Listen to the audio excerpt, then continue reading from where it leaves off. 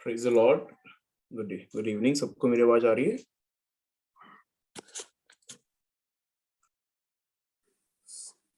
Sister,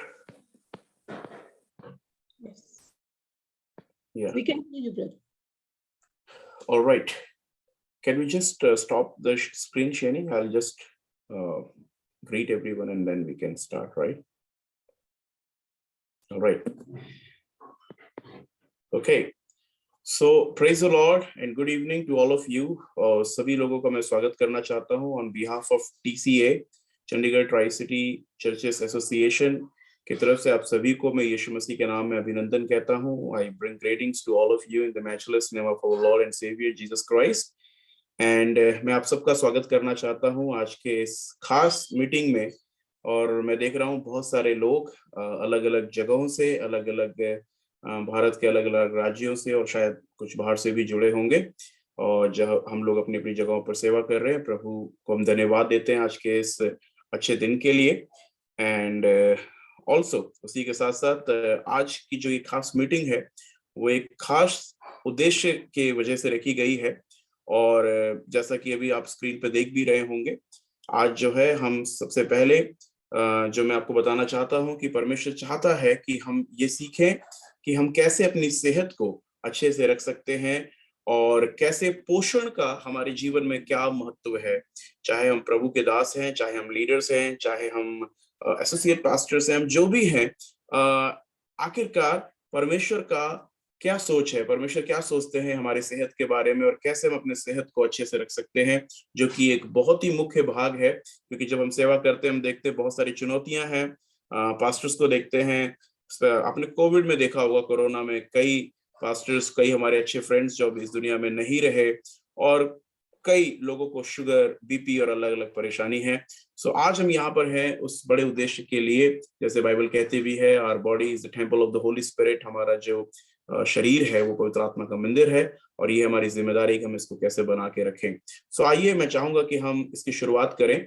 और सर्वप्रथम मैं जो है शुरुआती प्रार्थना के लिए पास्टर अश्विनी पॉल को चाहूंगा कि वो शुरुआती प्रार्थना के साथ आज की इस सभा को शुरू करें। पास्टर अश्विनी पॉल, अगर मेरी आवाज सुन पा रहे हैं। Thank you so much pastor Brian ji. आइए हम सभी प्रार्थना करेंगे। हालेलुया। हमारे जीवित महान सामर्थी परमेश्वर, हम आपका धन्यवाद करते हैं कि आप आदि और अंत है और अल्फा ओमेगा है प्रभु। और प्रभु हम धन्यवाद करते हैं खासतौर पे आज इस पास्टर न्यूट्रिशन ग्रुप के लिए प्रभु जी, और खासतौर पर आज इस हेल्थ के रिगार्डिंग प्रभु जो आज वेबिनार होने जा रहा है प्रभु, हम धन्यवाद करते हैं आपके सभी सेवकों के लिए। और प्रभु जैसे आपका वचन कहता है कि आपका ये जो शरीर आपने हमें दिया, ये आपके पवित्र आत्मा का मंदिर है। और प्रभु आपका आप चाहते हैं कि हम प्रभु इस मंदिर को प्रभु जी एक बेहतर तरीके से रखें, इसको मेंटेन करके रखें। और प्रभु आज जो भी बातें हम सीखते हैं खुदावन, ना कि हम सीखने वाले हो लेकिन इनको फॉलो करने वाले हो प्रभु, सारी बातों को आपके हाथ में सौंपते हैं। प्रार्थना को प्रभु यीशु के नाम में मांगते हैं, आमीन। Thank you so much. आमीन, आमीन। Thank you so much pastor Ashwini. और आइए हम आगे चलेंगे और आज हमारे बीच में ज्यादा समय ना लेते हुए मैं सबसे पहले जो मुख्य वक्ता हैं, जो हमारे स्पीकर हैं, मैं उन लोगों का परिचय आपसे कराना चाहूंगा। सर्वप्रथम मैं सबसे पहले आपको बताना चाहूंगा हमारे बीच में डाइटिशियन मोना टाइटस, जो पास्टर प्रेम जी टाइटस की प्रिय पत्नी हैं और जो दोनों लगभग 25 सालों से प्रभु की सेवा कर रहे हैं। और सिस्टर मोना टाइटस जो हैं वो MSc है dietetics and food service management में, और साथ ही साथ एक सर्टिफाइड डायबिटिक और जो है डायबिटीज और एजुकेटर हैं, और साथ ही साथ वो एक चाइल्ड न्यूट्रिशनिस्ट के रूप में भी हम उनको देख सकते हैं। और इसके अलावा और भी बहुत सारे ऐसे जो सर्टिफाइड कोर्सेज हैं जो उन्होंने किए हैं, ताकि वो हमसे आज जो है अपने उन सभी अनुभव के साथ बातचीत करने पाए। उन्हीं के साथ में हमारे पास डाइटिशियन रेचल दीप्ति भी हैं, जो चेन्नई से आज हमारे बीच में जुड़ी हुई हैं, और वो एक RD हैं और साथ ही साथ उन्होंने अपनी MSc की है क्लिनिकल न्यूट्रिशन, और सर्टिफाइड डायबिटीज एजुकेटर भी हैं, और स्पोर्ट्स न्यूट्रिशनिस्ट भी हैं, और साथ ही साथ मैटरनल एंड चाइल्ड न्यूट्रिशनिस्ट भी हैं। सो जो मैं प्रभु को धन्यवाद देता हूँ दोनों सिस्टर्स के लिए, और मैं बहुत खास करके मैं खुद अपने आप में बहुत उत्साहित हूँ उन दोनों को सुनने के लिए कि आज वो हमसे क्या बात करने वाले हैं। और सिस्टर मोना टाइटस जो है उनको प्रभु ने एक बोझ दिया है, वो एक बर्डन को लेके चलती हैं, और जो है कि पास्टर्स और जो लीडर्स हैं, जो एसोसिएट्स हैं, जो अलग अलग प्रकार की सेविकाइयों में इन्वॉल्व हैं, अलग अलग कैपेसिटी में जो सेवा कर रहे हैं, वो और उनके जो परिवार हैं, वो किसी भी रूप में अपनी सेहत के साथ जो है उसको नजरअंदाज ना करें और उसके साथ बिल्कुल भी समझौता ना करें। और वो चाहती हैं कि हम जब अपनी सेहत हमारी अगर अच्छी हो तो हम पूरी तरह से, हम पूरे पैशन के साथ, पूरे ज़ील के साथ प्रभु की सेवा कर सकते हैं। सो ये समय जो होगा मैं उनको देना चाहूंगा। उससे पहले मैं आपको बताना चाहूंगा, टीसीए की तरफ से एक पास्टर्स न्यूट्रिशन व्हाट्सएप ग्रुप भी बनाया गया है, और आप जितने भी लोग आज पहली बार उससे जुड़े हैं, आप लोग जो है आप जो है अपने फोन नंबर्स को, मैं यहाँ पर अभी एक फोन नंबर डाल दूंगा, आप वहां पर अपने व्हाट्सएप नंबर्स को भेज सकते हैं और उस ग्रुप में जुड़ सकते हैं, ताकि आप आने वाले सभी अपडेट्स को प्राप्त कर सकें, और साथ ही साथ और भी ऐसे जो प्रोग्राम्स हैं जो हम करने वाले हैं उसकी अपडेट्स आपको मिल सके, और हम और ज्यादा अपनी सेहत को अच्छे रखने में हमें और ज्ञान हासिल हो सके। सो ये समय मैं देना चाहूंगा हमारे बीच में सिस्टर मोना टाइटस को, जो आएंगे और जो आज परमेश्वर ने उन्हें दिया है हमारे लिए, हमसे बातचीत करेंगे। Sister Mona Titus, thank you. Thank you brother. मैं प्रभु यीशु के नाम में एक बार फिर से सबका अभिनंदन करती हूँ। और प्रभु ने ये बोझ मुझे काफी समय से दिया है, जैसे पास्टर ब्रायन ने बताया कि 25 साल से मैं अपने पति प्रेमजीत के साथ प्रभु की सेवा कर रही हूँ। सो मुझे पता है कि वो जीवन कैसा होता है, एंड प्रभु के लिए कुछ भी करो वो कम होता है, लेकिन फिर भी प्रभु के जो लोग अपना एक त्याग के साथ प्रभु की सेवा कर रहे होते हैं, उनके लिए एक बहुत बड़ा एक त्याग और एक बहुत बड़ा कमिटमेंट की ये लाइफ रहती है। सो उस ज़ील में कई बार हम अपनी हेल्थ का ध्यान नहीं रख पाते, और यही हमारी लाइफ में भी हुआ था। प्रेमजीत, मेरे हस्बैंड, मैं और मेरे बच्चों की हेल्थ सफ़र करने लगी। अपने हेल्थ का भी ध्यान रखना है, तभी हम प्रभु के जो सेवा है हम और अधिक अच्छे से कर सकते हैं। सो 10 साल से प्रभु ने मुझे इस बारे में मेरा ध्यान दिलाया, और मैं इस एरिया में प्रभु मुझे लेके आए, मुझे सेवकाई करते हुए पढ़ने में मदद करी। मैंने 2018 में ही अपने मास्टर्स की डिग्री ली है, और उसके बाद प्रभु ने मेरे सर्टिफिकेशंस वगैरह लेने में मदद करी। मैंने कई बार छोड़ने की कोशिश करी, लेकिन प्रभु ने हमेशा कहा मेरी एक योजना है, डटे रहो, मैं तुम्हारी मदद करूंगा अंत तक जाने में। तो मैंने प्रभु पे भरोसा करके इस बात को थामा। सो मैं ये शॉर्ट में कहना चाहती हूँ कि प्रभु ने जो कुछ सिखाया वो मैं अपने जो सहकर्मी हैं, जो प्रभु की सेवा में हैं, मैं उन सबके साथ बांटना चाहूंगी। ये मेरा बहुत बड़ा प्रिविलेज है। आप सबने ज्वाइन किया, इसके लिए बहुत बहुत धन्यवाद। इंडिया के अलग अलग कोने से यहाँ पे भाई बहन ज्वाइन किए हैं, मैं उनका बहुत धन्यवाद करती हूँ, सबका वेलकम करती हूँ। और एक रिक्वेस्ट करती हूँ, अगर हो सके तो अपने वीडियोस ऑन कर लीजिए, एंड साथ में अगर आप अपना नेम और अपना स्टेट का नाम अगर डाल सकते हैं तो उससे हमें आपको पहचानने में अच्छा लगेगा, और मुझे भी लगेगा कि एक पर्सनल लेवल पे इंटरेक्शन हो रहा है। एंड रेचल जो है उससे मेरी मुलाकात एक ट्रेनिंग के दौरान हुई है, न्यूट्रिशनल एंटरप्रेन्योरशिप प्रोग्राम था जहां हम दोनों ने साथ किया था, एंड पता चला कि वो भी एक विश्वासी लड़की है, तो इससे हमारा एक और गहरा नाता जुड़ गया। फिर मैंने अपना बर्डन उनके साथ शेयर किया, and she was more than willing to join me in my burden. So thank you Rachel for joining with me, and would you like to speak a few words here? Good evening to all pastors and elders. Thank you so much, Mona, for inviting me for this program. I'm so happy that God brought us together for this specific program together. We had been planning for this program for quite some time, maybe since last year. And finally, with his blessings and with his presence, we were able to make this program. So I hope we will be able to help you out with all the queries that you have and answer to them accordingly. And further, if you have any more queries, you can put it in the chat box and we will be able to guide you from there. Thank you so much. Thank you Rachel. तो Rachel ने जो कहा मैं short में translate करती हूँ। वो ये कह रही हैं कि वो बहुत खुश हैं कि वो ज्वाइन किए हैं, और हम काफी समय से प्लान कर रहे थे और अब जाके संभव हो सका। और आपकी जो भी क्वेरीज हैं आप चैट बॉक्स में डाल सकते हैं, और हम उस सबका जवाब देने की कोशिश करेंगे, अभी नहीं तो आगे आने वाले वेबिनार्स में। Okay, thanks Rachel. सो अब हम प्रेजेंटेशन हम स्टार्ट करें।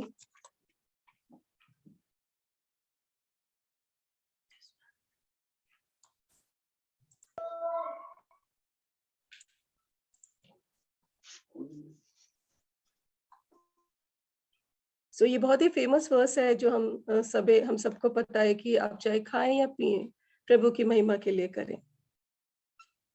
तो परमेश्वर ने खाने पीने के बारे में क्यों लिखा है जगह जगह पर बाइबल में, ये मैं सोच रही थी। हम सबको पता है उत्पत्ति में क्या लिखा हुआ है। उत्पत्ति 2 अध्याय उसके 7 आयत कि यहोवा परमेश्वर ने पृथ्वी की धूल से मनुष्य को बनाया और अपने सांस उसके अंदर फूंकी और मनुष्य एक जीवित प्राणी बन गया।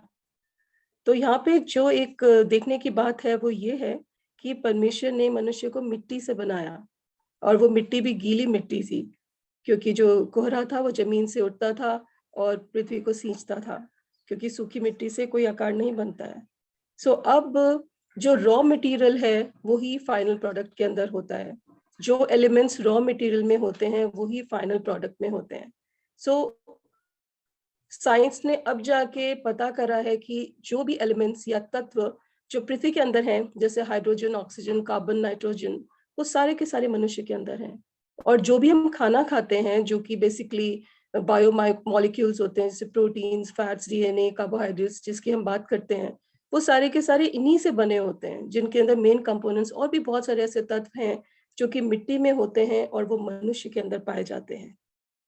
अब ये सवाल उठता है कि अगर परमेश्वर ने मनुष्य को बना ही दिया तो फिर अब उसको खाने पीने के लिए क्यों कहा गया? तो इसमें हम देखते हैं कि हमारे परमेश्वर कुछ भी काम अधूरा नहीं छोड़ते, या वो ऐसे गड़बड़ी वाले परमेश्वर नहीं है। वो चाहते तो ऐसा कर सकते थे कि मनुष्य को बना दिया और उसके बाद फिर उसको सेल्फ सस्टेन्ड रख सकते थे कि बिना खाए पिए भी वो बहुत खुश है, वो आराम से सब कुछ कर रहा है। नहीं, लेकिन परमेश्वर जो भी करते हैं बहुत सोच समझ के करते हैं, सब कुछ प्री प्लानिंग के हिसाब से करते हैं। तो अब हम देखेंगे कि उत्पत्ति में क्या लिखा हुआ है 1:29 में।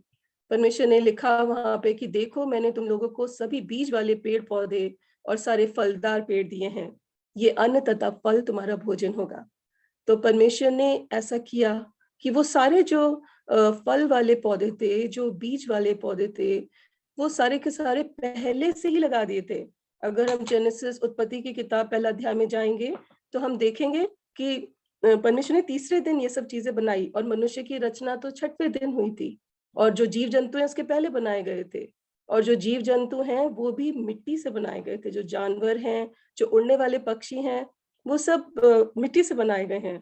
सो जो कंपोनेंट्स या तत्व मनुष्य के शरीर में, वही उनके शरीर में मिलते हैं। अगर आपके पास कोई पेट डॉग है या पालतू कुत्ता है तो आप देखेंगे आप जो खाना खाते हैं वो भी खाता है, वो उससे नरिश होता है। तो ये सब परमेश्वर ने किया। तो लेकिन परमेश्वर क्यों कह रहे हैं कि हम खाना खाएं, हम अच्छे से खाना खाएं? परमेश्वर को क्यों इतनी मेहनत करनी पड़ी कि तरह तरह का उन्होंने तरह तरह का उन्होंने जो भी फल बनाए, उन्होंने अन्न बनाया, वो सब मेहनत क्यों करी है परमेश्वर ने? Am I audible? Okay. Yes, sir, you're audible. Thanks. वो इसलिए, अगर हम सोचे कि क्या परमेश्वर को सच में से फर्क पड़ता है कि हम क्या खा रहे हैं, क्या पी रहे हैं, या परमेश्वर सिर्फ इससे खुश हैं कि हम एक अच्छा आत्मिक जीवन जी रहे हैं, हम प्रभु की सेवा कर रहे हैं? तो उसका जवाब है हाँ, परमेश्वर को फर्क पड़ता है कि हम क्या खा रहे हैं और क्या पी रहे हैं। और ऐसे क्यों है? क्योंकि परमेश्वर हमसे बहुत ज्यादा प्रेम करते हैं। परमेश्वर ने मनुष्य की सृष्टि इसलिए की कि वो उनके साथ सहभागिता कर सके। और अगर हम कुछ इस तरह का खाना खाते हैं जिससे हमारे दिमाग पे इफेक्ट होता है, या हमें तनाव होता है, या हमारे सोचने समझने की शक्ति खत्म हो जाती है, या हमारे शरीर खराब होते हैं, हमारे अंग खराब होते हैं, तो फिर वो हमारा परमेश्वर के साथ जो हमारी सहभागिता है उसको किसी भी तरह से रोक सकता है। या फिर हमारी जो संवेदनशीलता है प्रभु की आवाज सुनने के लिए, वो कम हो सकती है। कुछ इसके एक्सट्रीम केसेस हैं जो एक अलग बात है, बट मैं एक बहुत जनरल बात बता रही हूँ। प्रभु के लोगों में बहुत जोश होता है कि हम प्रभु की सेवा करें, लेकिन जब वो बहुत ज्यादा अस्वस्थ हो जाते हैं तो कई सीमाएं आ जाती हैं। प्रभु नहीं चाहते कि ऐसा हो। तो परमेश्वर ने जो भी हमारे लिए बनाया है खाने के लिए, हमें वो खाना चाहिए वैसे का वैसा लेकर। परमेश्वर ने अगर फल बनाए हैं तो हमें फल तोड़ के उसको अच्छे से धो के खाना चाहिए। परमेश्वर ने हमारे लिए मैकडॉनल्ड बर्गर्स का कोई भी पेड़ नहीं लगाया, तो हम मतलब हमें उसको खाने की जरूरत नहीं है। और परमेश्वर ने जिस तरह से सब्जियां बनाई है, जिस तरह से अन्न बनाया है, कुछ ऐसी चीजें हैं जो हम रॉ खा सकते हैं, कुछ ऐसी चीजें हैं जो बहुत ही थोड़ा सा उसको मॉडिफाई करके खाना होता है ताकि वो अच्छे से पचाया जा सके। तो उसमें मिनिमम हमें चेंजेस लाके हमें उसे खाने की कोशिश करनी चाहिए। ये उससे क्या होता है कि उसका जो ऑप्टिमल यूटिलाइजेशन है या ज्यादा फायदा हमें हो सकता है। अब ऐसा क्यों है, हमें ऐसा क्यों करना है? परमेश्वर क्यों चाहते हैं कि हमारी हेल्थ अच्छी रहे? हमें परमेश्वर के साथ सहभागिता करनी है, यस, एंड कांस्टेंट कम्युनियन में रहना, यस, एंड साथ में ये भी है कि आप बहुत ही अद्भुत ढंग से बनाए गए हैं। परमेश्वर ने आपको बहुत अद्भुत ढंग से बनाया है। वचन में लिखा है साम्स 139:14 में कि मैं भयानक और अद्भुत ढंग से रचा गया हूँ। जो मनुष्य की सृष्टि एक बहुत ही आश्चर्य की घटना है। सो परमेश्वर ने अगर हमें इतना आश्चर्यचकित ढंग से बनाया है, सो उसकी मेंटेनेंस भी करना जरूरी है। और कोई भी चीज जो बनती है उसकी मेंटेनेंस के लिए सेम रॉ मटेरियल हो जाता है। इसमें एक चीज और मिलाया हूँ, पी के देख। सो अब हम देखेंगे कि हमें स्वस्थ रहने के लिए क्या करना है। परमेश्वर की इच्छा है कि हम स्वस्थ रहें, हम बीमार ना हो, और परमेश्वर पूरी तरह से हमें स्वस्थ देखना चाहते हैं। सो अब हम देखेंगे कि स्वास्थ्य क्या है या what is health. So WHO, world health organization, क्या कहती है कि स्वास्थ्य क्या है? कई लोग सोचते हैं कि मैं तो कभी बीमार नहीं पड़ता, मतलब मैं तो बहुत स्वस्थ हूँ। क्या सच में वही स्वस्थ रहना होता है? नहीं। WHO के हिसाब से स्वस्थ व्यक्ति वो है जो कि निरोग तो है ही, लेकिन साथ में जिसमें मानसिक, शारीरिक और सामाजिक रूप से भी वो अच्छी अवस्था में है। और हम यह कह सकते हैं जो आत्मिक रूप से भी अच्छी अवस्था में है। सो ये WHO की डेफिनेशन है। हमें अपने हेल्थ को बचा के रखना है, संभाल के रखना है। और ये इजी है कि हम अपने हेल्थ को हम बचा के रखें, क्योंकि prevention is better than cure. जैसे हमने सुना है कि अगर हम रोगों से बचते हैं, वो ज्यादा आसान होता है, वो ज्यादा सस्ता होता है, बजाय इसके कि जब हम अपने स्वास्थ्य का ध्यान नहीं रखते और हम बीमार पड़ जाते हैं, बहुत सारी बीमारियां आती हैं। तो जो एक शारीरिक पीड़ा से जाते हैं वो तो होता ही है, साथ में मानसिक पीड़ा, साथ में भावात्मक पीड़ा, और आत्मिक रूप से कई बार गिरावट आ जाती है। साथ में एक फाइनेंशियल कॉन्स्टेंट, एक पैसों का जो एक बोझ आ जाता है, वो होता है। सो बेस्ट है कि हम अपने स्वास्थ्य का ध्यान रखें, हम बीमारी तक पहुंचने से अपने आप को बचाएं, अपनी तरफ से पूरी कोशिश करें, और प्रभु का अनुग्रह हमारे लिए काफी होगा। अपनी हेल्थ के लिए रोज प्रार्थना करें। हम प्रभु के जो सेवक हैं, हम प्रार्थना के लोग होते हैं, हम जरूर ही हम प्रार्थना कर सकते हैं अपनी हेल्थ के लिए, अपने परिवार के हेल्थ के लिए। साथ में पौष्टिक भोजन खाना बहुत जरूरी है। और इन दिनों में, पिछले 2 साल में जो हम महामारी के समय से गुजर रहे हैं, हमने बहुत अधिक इस बारे में सुना होगा। न्यूट्रिशन, पोषण, पोषक तत्व, इम्यूनिटी। सो हम थोड़ा सा देखेंगे कि ये क्या होता है, बहुत ही बेसिक हम इसका देखेंगे आज। So what is nutrition? पोषण क्या है? पोषण वो प्रक्रिया है जिसमें हमारा शरीर खाने को अंदर लेता है और उसको इस्तेमाल करता है। अब ये एक बहुत ही कॉम्प्लिकेटेड, जटिल प्रक्रिया है जो हम यहाँ पे नहीं हम बता सकते। जो बड़े बड़े न्यूट्रिशन एंड मेडिकल वेबिनार्स में ये चीजें डिस्कस की जाती है, बट यहाँ पे मैं सिर्फ इतना बताऊंगी कि जो भी खाना हम खाते हैं वो हम सिर्फ इसलिए नहीं खाते कि हमारा मन कर रहा है या भूख लग, पेट भरना है। उसका एक रीजन है, परमेश्वर ने सब कुछ किसी कारण से बनाया है। खाने के अंदर न्यूट्रिएंट्स होते हैं, पोषक तत्व होते हैं। वो ऐसे कंपाउंड्स या तत्व होते हैं जो कि हमारे जीवन के लिए जरूरी होते हैं, हमारा जिंदा रहने के लिए वो पोषक तत्व बहुत ही जरूरी होते हैं। सो इतना हाइप क्यों है, क्यों इतना अधिक शोर मचा हुआ है कि अपना न्यूट्रिशन लेवल ठीक करिए, आप अपना पोषण को ठीक करिए, ये बहुत जरूरी है जिंदा रहने के लिए, महामारी से बचने के लिए। ये सब क्यों? वो इसलिए, जैसे आप सबके पास मोबाइल फोन्स हैं, मेरे पास भी है। सो जब उसकी बैटरी डिस्चार्ज हो जाती है तो क्या वो काम कर सकता है? वो काम नहीं कर सकता। हालांकि उसके अंदर फंक्शंस होते हैं, लेकिन बैटरी चार्ज करना जरूरी है। उसी तरह से हमारा शरीर भी जो है उसकी बैटरी चार्ज करना जरूरी है। वो बैटरी चार्ज होती है जब हम खाना खाते हैं, वो एक बहुत मेजर चीज है। और भी है, जब हम खाना खाते हैं, जब वो न्यूट्रिएंट्स हमारे शरीर में जाते हैं जो हमारे शरीर को पोषण करते हैं, शरीर की एक एक सेल को, कोशिका को वो पोषण करते हैं। हमारा जो शरीर है वो अलग अलग ऑर्गन सिस्टम्स या अंगों से बना होता है, और जो अंग हैं वो टिश्यूज से बने होते हैं। टिश्यूज जो है वो छोटे छोटे सेल्स या कोशिकाओं से बने होते हैं। बहुत ही बेसिक जो स्ट्रक्चर है उसको हम कोशिका या सेल कहते हैं। ये बहुत जरूरी है। कल रात को मैं जब लेट नाइट इसको मैं स्लाइड्स को रिविजिट कर रही थी, तो प्रभु मेरे मन में एक दृष्टांत लेके आया। दृष्टांत नहीं, एक सच्ची घटना। प्रभु यीशु ने जब जायरस की डॉटर को, उनकी बेटी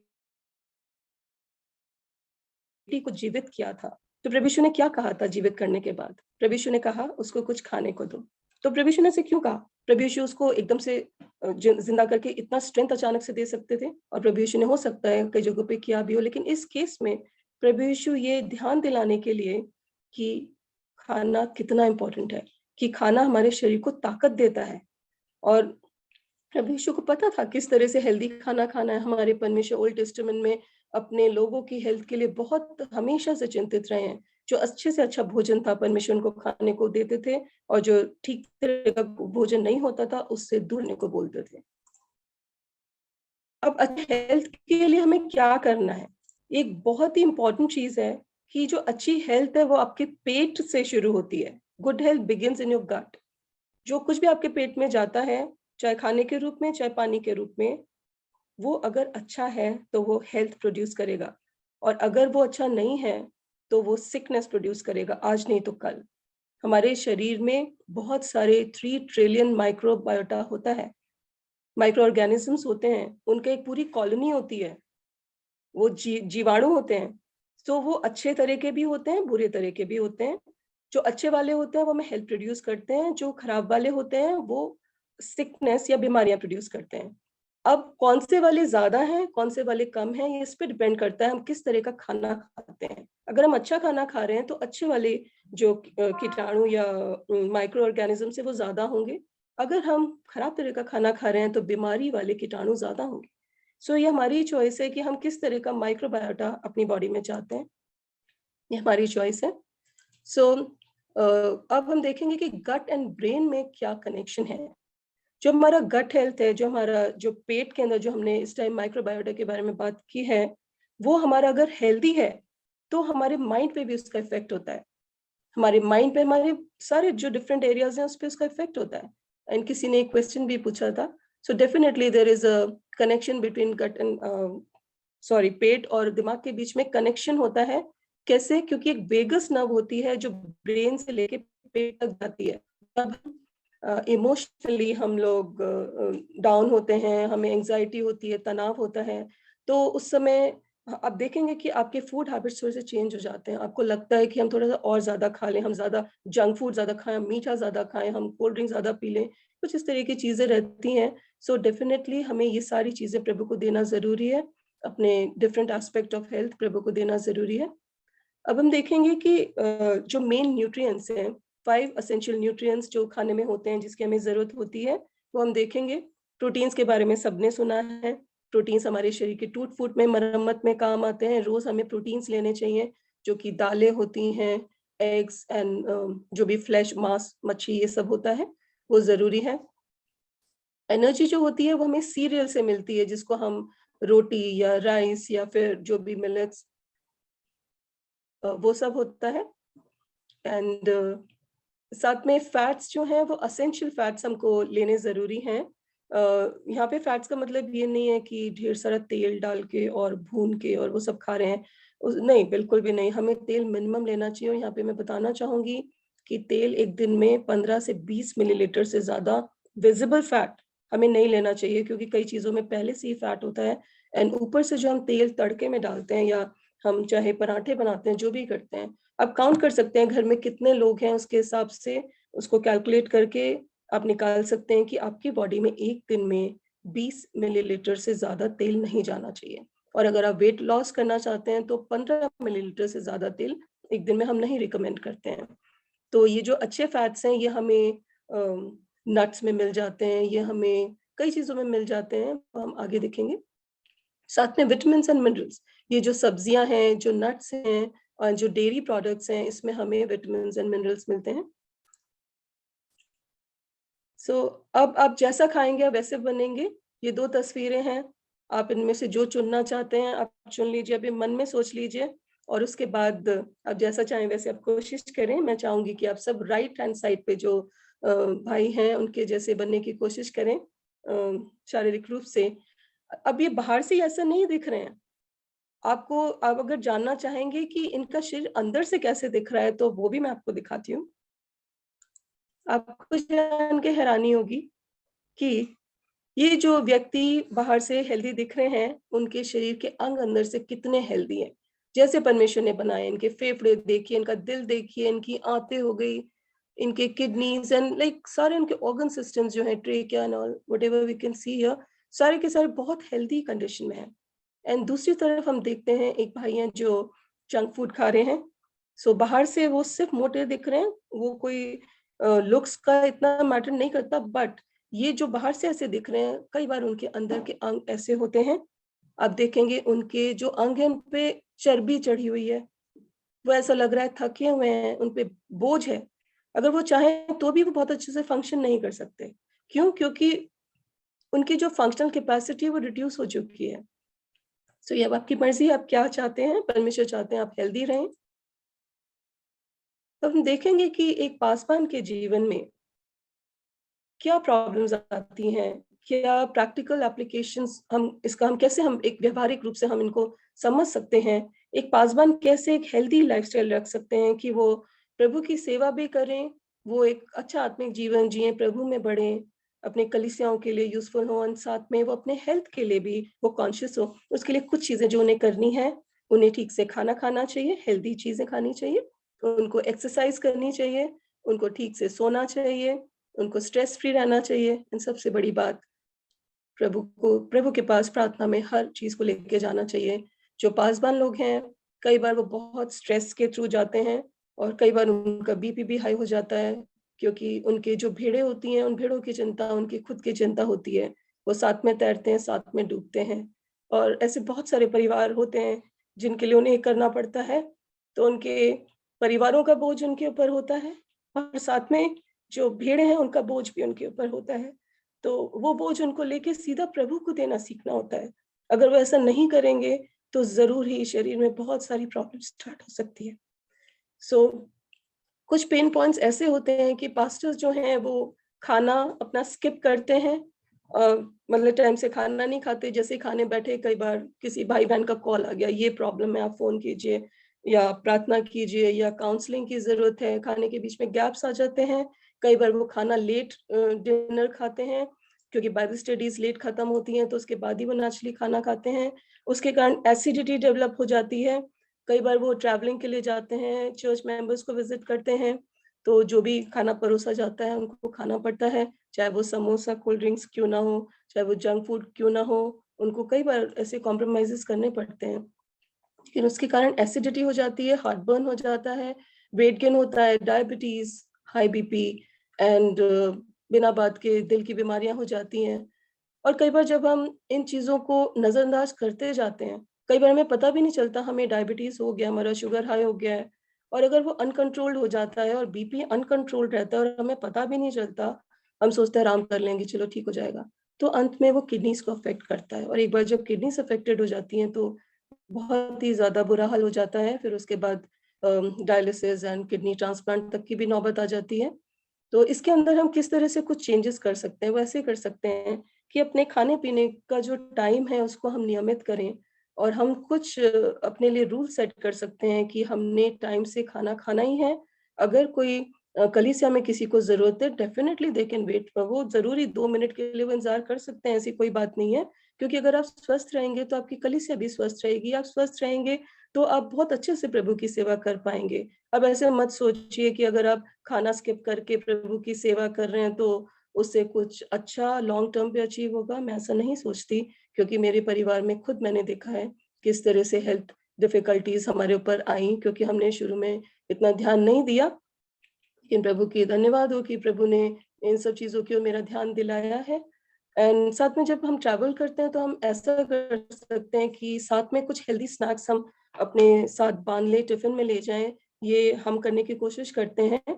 तो हम कोशिश करें कि तला भुना खाना ना हो, स्टफ़्ड रोटीज़ हो सकती है, उसमें सब्जियाँ डाल सकते हैं, पत्तों वाली सब्जियाँ डाल सकते हैं, हम सूखी रोटी एंड सब्जी डाल सकते हैं, हम भुने चने या फिर भुने मूंगफलियां ले जा सकते हैं। और एक चीज मैं पानी के बारे में कहना चाहूंगी कि हम जब भी जहाँ जाते हैं कोशिश करें अपना साफ पानी अपनी बोतल में लेके जाएं।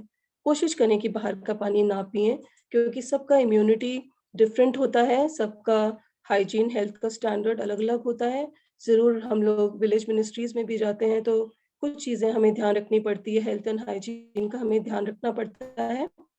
तो कहीं से भी पानी आप ऐसे ही ना पी लें, थोड़ा सा सावधानी से हम प्रभु पे निर्भर है कि हम कर सकते हैं, किसी को चोट भी ना पहुंचे लेकिन हमारी हेल्थ भी खराब ना हो, तो ये चीजें ध्यान रखनी है। और अगर मार्केट से भी अगर आपको कभी कुछ खरीदने की जरूरत पड़े तो कोशिश करें कि हम हेल्दी चॉइसेस करें, जैसे हमारे सामने कि हमें पैटी लेनी है कि हमें सैंडविच लेना है, देन हम brown bread sandwich, vegetable sandwich को हम ऑप्ट कर सकते हैं, या हम कोई ऐसी चीज ले सकते हैं जिसमें तेल कम है, जिसमें प्रोसेसिंग कम है। साथ में हमें HFSS फूड्स को अवॉइड करना चाहिए, इसके बारे में हम आगे देखेंगे, जिसके कारण बहुत अधिक मोटापा हो जाता है, GI इश्यूज हो जाते हैं, मतलब पेट की बीमारियां हो जाती हैं, हार्मोनल इम्बैलेंस भी हो जाता है। सो विश्वास करना अच्छा है, लेकिन साथ में हमें अपने हेल्थ के साथ बिल्कुल भी खिलवाड़ नहीं करना चाहिए, उसको लापरवाही से नहीं लेना चाहिए। परमेश्वर ने यिर्मयाह में 30 और 17 में कहा है कि मैं तुम्हारे स्वास्थ्य को मैं बहाल करूंगा और मैं तुम्हारे घावों को चंगा करूंगा। ये प्रभु का वादा है, प्रभु जो भी कहते हैं वो जरूरी पूरा करते हैं। सो अपनी हेल्थ को अगर हमने किसी कारण से अभी तक सीरियसली नहीं लिया, हमने किसी भी कारण से इग्नोर किया या नेग्लेक्ट किया, चाहे वो किसी भी कारण से रहा हो, चाहे अभावों के कारण रहा हो, तो प्रभु आपको आपकी हेल्थ को बहाल करना चाहते हैं। ये मैं आपसे कहना चाहती हूँ, प्रभु जरूर ही आपकी हेल्थ को बहाल करेंगे। आपको उन पे भरोसा करना है और प्रभु जो कहते हैं आपको वैसा करना है। अब हम यहाँ पे देख रहे हैं कि एक शक्तिशाली व्यक्ति है जो यहाँ पे शायद कोरोना दिखा रखा है, उसको मार रहा है, उसको रेजिस्ट कर रहा है। अब हम वचन में बोलते हैं कि resist the devil and flee from you, आप शैतान का प्रतिरोध करो और वो भाग खड़ा होगा। तो उसी तरह से हम कहते हैं कि आप शारीरिक रूप से रोग से लड़ने की शक्ति को बढ़ाओ और फिर शैतान जो बीमारियां हैं वो भाग खड़ी होंगी। जैसे स्पिरिचुअल इम्यूनिटी हम इंक्रीज करते हैं, डेविल को रेजिस्ट करते हैं, उसी तरह से हम नेचुरल इम्यूनिटी हम इंक्रीज करके हम डिजीज को रेजिस्ट कर सकते हैं, हम उनका प्रतिरोध कर सकते हैं। अभी कुछ चीजें हैं जो कि इम्यूनिटी डिस्ट्रॉयर्स हैं, जो हमारी इम्यूनिटी को खत्म करते हैं। कोरोना के समय हमने बहुत इम्यूनिटी के बारे में सुना है कि किस तरह से इम्यूनिटी हमारी अच्छी होनी चाहिए और जो चीजें इम्यूनिटी को खराब कर देती हैं उनसे हमें दूर रहना चाहिए। अब ये सारी चीजें आप क्या देख रहे हैं, ये वो सब चीजें जो आपको बहुत पसंद होगी, जो इवनिंग स्नैक्स में आप रोज खाते होंगे, ट्रैवल करते हुए खाते होंगे, या आप जब कहीं विजिट करने जाते हैं वहां पे आपको ये चीजें दी जाती होंगी। लेकिन क्या आप जानते हैं ये सारी चीजें आपकी इम्यूनिटी को डिस्ट्रॉय कर रही हैं, आपसे आपके जो रोग से लड़ने की क्षमता है उसको खत्म कर रही है। जब मैं अपने मास्टर्स कर रही थी उस समय जब मैंने इम्यूनिटी का मैं चैप्टर पढ़ रही थी डिटेल में, वो बहुत लंबा चैप्टर था। उस समय पढ़ के मैं बहुत ओवरवेल्म थी और मैं सोच रही थी हमारे परमेश्वर कितने बुद्धिमान है। उसमें मैंने पढ़ा कि परमेश्वर ने हमारा जो इम्यूनिटी है उसको इतना एक कॉम्प्लिकेटेड मैकेनिज्म है जो हमारे शरीर में डाला हुआ है और कई लेयर्स हैं उसकी, अगर वो ना होती तो हम एक दिन भी जीवित नहीं रह सकते, क्योंकि हमारे वातावरण में इतने सारे कीटाणु हैं। हम किस किस से लड़ेंगे, हम क्या करेंगे, कितना अपने को प्रोटेक्ट करेंगे, हम नहीं कर सकते। वो किसी भी तरह से हमारे नाक के द्वारा, हमारे मुंह के द्वारा, हमारे स्पर्श के द्वारा वो हमारे अंदर जा सकते हैं और हमारे एक दिन में वो हमें खत्म कर सकते हैं। लेकिन परमेश्वर ने ये सब के लिए हमें एक बहुत अच्छा एक सिस्टम हमारे अंदर बना रखा है। बट अब वो जो एक इम्यून सिस्टम या रोग से लड़ने का एक सिस्टम हमारे अंदर जो है, अब वो हमारे हाथ में है कि हम उसको बलवंत करते हैं कि हम उसको वीक करते हैं। अब हम उसको कैसे बलवंत कर सकते हैं, जब हम अच्छा खाना खाते हैं।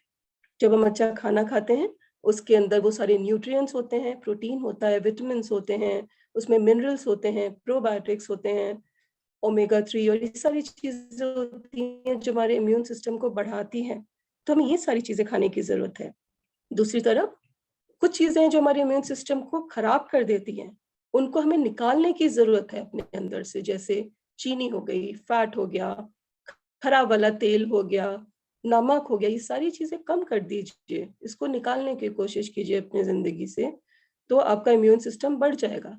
क्योंकि अगर आप सही ढंग का खाना खाएंगे तो आपकी इम्यूनिटी लगातार इंप्रूव होगी, और गलत ढंग का खाना खाने से आपकी इम्यूनिटी कम हो जाएगी। इम्यूनिटी बढ़ाने के लिए जो कुछ भी चाहिए परमेश्वर ने ऑलरेडी हमें दे रखा है।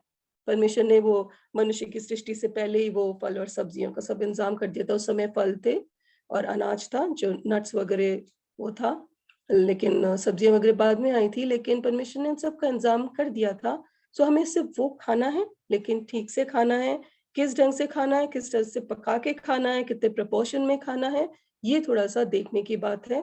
जब हम ऐसा करते हैं तो फिर कोई भी जो बीमारियां आती है इतने जल्दी से हमें इफेक्ट नहीं करती। कोरोना के टाइम भी हमने यही देखा कि जिन लोगों की इम्यूनिटी अच्छी थी उनके सिम्टम्स लेस सिवियर थे, लेकिन जिनकी इम्यूनिटी अच्छी नहीं थी उनके सिम्टम्स बहुत भयानक थे। एंड कुछ लोग आज हमारे साथ नहीं भी हैं। इसलिए अपने इम्यूनिटी पर हमें ध्यान देना है, और आज का जो हमारा प्रेजेंटेशन है उसका टॉपिक भी यही है कि हम अपने इम्यूनिटी को कैसे बढ़ाएं और हम हेल्दी कैसे रहें। हम यहाँ पे देखेंगे कि हमारा जो प्लेट होता है वो किस तरह का प्लेट होना चाहिए। बैलेंस्ड मील क्या होता है? बैलेंस्ड मील एक संतुलित आहार वो होता है जिसमें सारे पोषक तत्व सही मात्रा में उपस्थित होते हैं, उसको हम बैलेंस्ड मील कहते हैं। अपनी प्लेट को में आप इमेजिनरी 5 लाइनें डाल सकते हैं, 4 लाइनें डाल सकते हैं। एक भाग में अनाज होना चाहिए, एक भाग में सब्जियां और फल होने चाहिए, साथ में प्रोटीन्स होने चाहिए, दूध का बना हुआ कुछ भी होना चाहिए, चाहे पनीर हो चाहे दही हो, और साथ में हेल्दी फैट्स होने चाहिए। ये एक संतुलित प्लेट होती है। और परमेश्वर ने अलग अलग तरह के फल क्यों बनाए हैं? सबको एक ही रंग का क्यों नहीं कर दिया? डेफिनेटली ये तो हम जानते हैं कि हमारे परमेश्वर को वैरायटी पसंद है, तभी सारे मनुष्यों की शक्लें अलग अलग होती हैं। कोई भी 2 मनुष्य एग्जैक्टली एक जैसा परमेश्वर ने नहीं बनाया। उसी तरह से सब्जियां भी हैं, परमेश्वर ने अलग अलग ढंग की बनाई हैं। वो किस कारण से बनाई है कि जो भी रंग की सब्जी होती है उसमें कुछ खास तरह के न्यूट्रिएंट्स होते हैं जो किसी खास काम में आते हैं। अलग अलग फंक्शंस है हमारे शरीर में, अलग अलग क्रियाएं हैं, अलग अलग न्यूट्रिएंट्स की जरूरत होती है अलग अलग क्रिया के लिए। तो अलग अलग तरह की सब्जियां, जैसे सफेद रंग की सब्जी, या मैं कहना चाहूंगी कि हमें कोई भी महंगी सब्जियां खरीदने की जरूरत नहीं है, हमें कोई एक्सोटिक वेजिटेबल्स में ज्यादा पैसे खर्च करने की जरूरत नहीं है।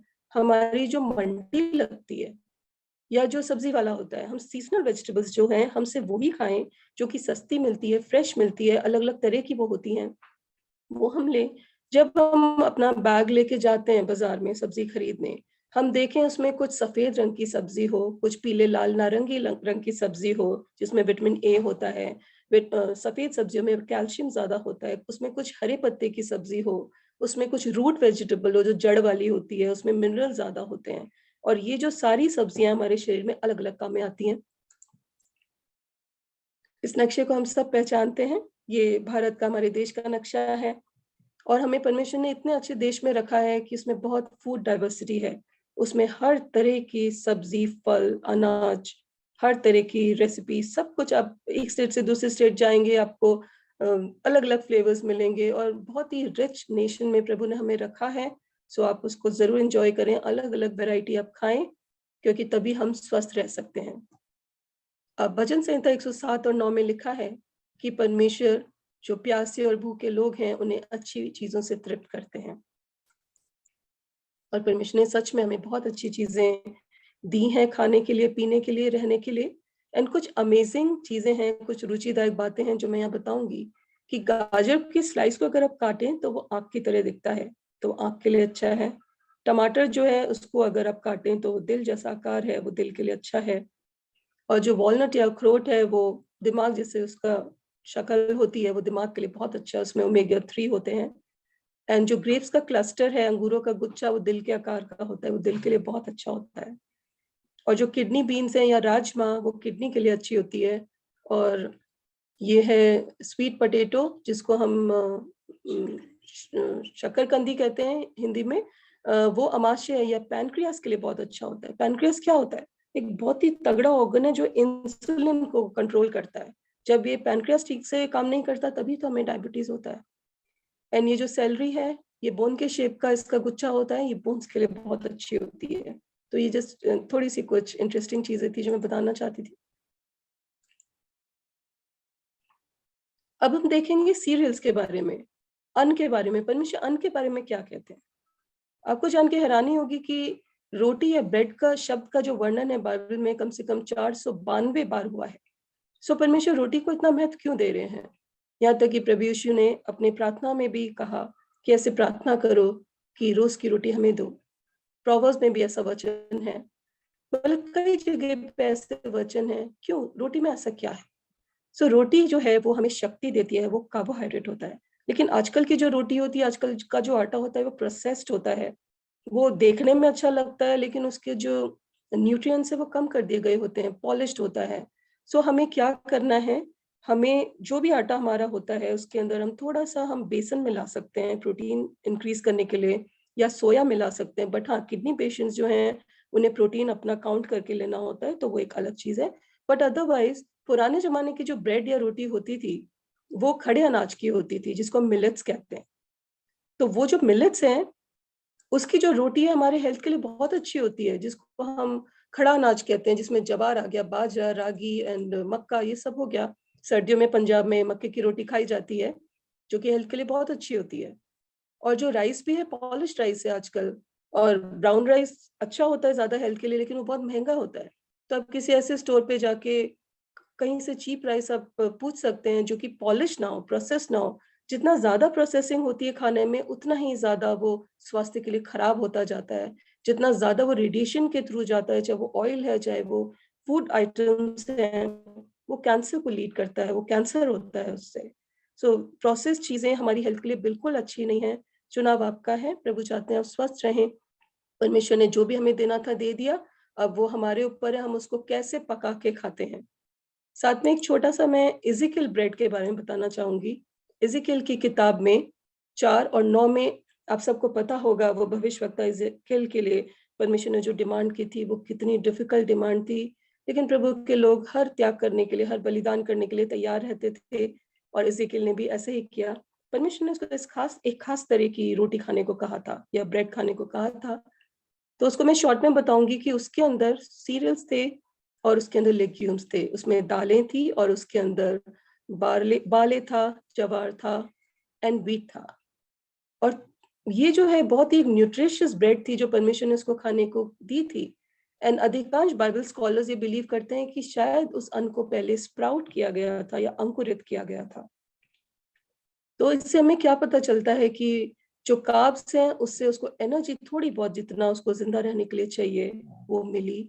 साथ में दालें उसके प्रोटीन्स के लिए थोड़ा बहुत उसको जितना चाहिए था कि वो सर्वाइव कर सके, परमेश्वर ने उसका इंतज़ाम किया।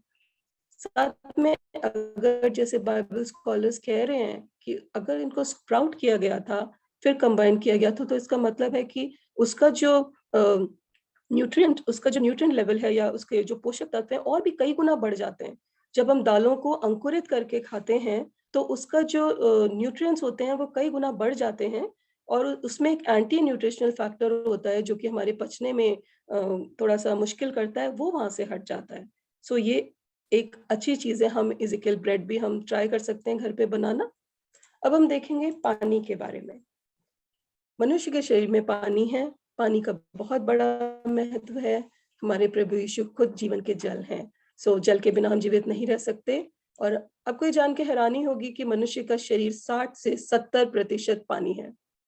और वो अगर पानी उसको नहीं मिलेगा, वो ज़्यादा दिन नहीं ज़िंदा रह सकता, क्योंकि उसके एक-एक अंग को, एक-एक कोशिका को पानी चाहिए, जॉइंट्स को, उसके म्यूकस मेम्ब्रेन को, उसके ब्रेन फंक्शन को, सारे फंक्शंस को।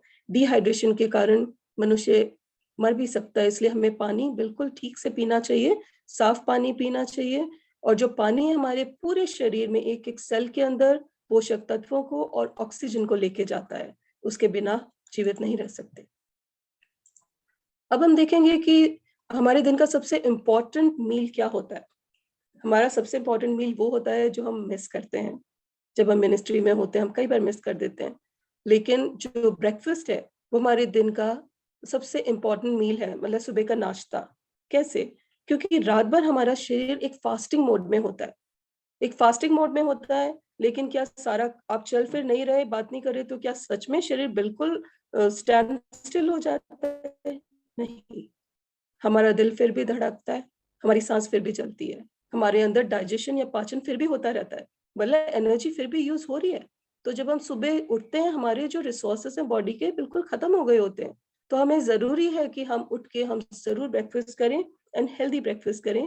और हेल्दी ब्रेकफास्ट के लिए फिर से मैं कहूंगी सेम, अपने प्लेट को 4 भागों में बांट लें। उसमें सीरियल्स होना जरूरी है, प्रोटीन होना जरूरी है, कोई फल एंड सब्जी होना जरूरी है, साथ में दूध का कोई पदार्थ लेना बहुत जरूरी है।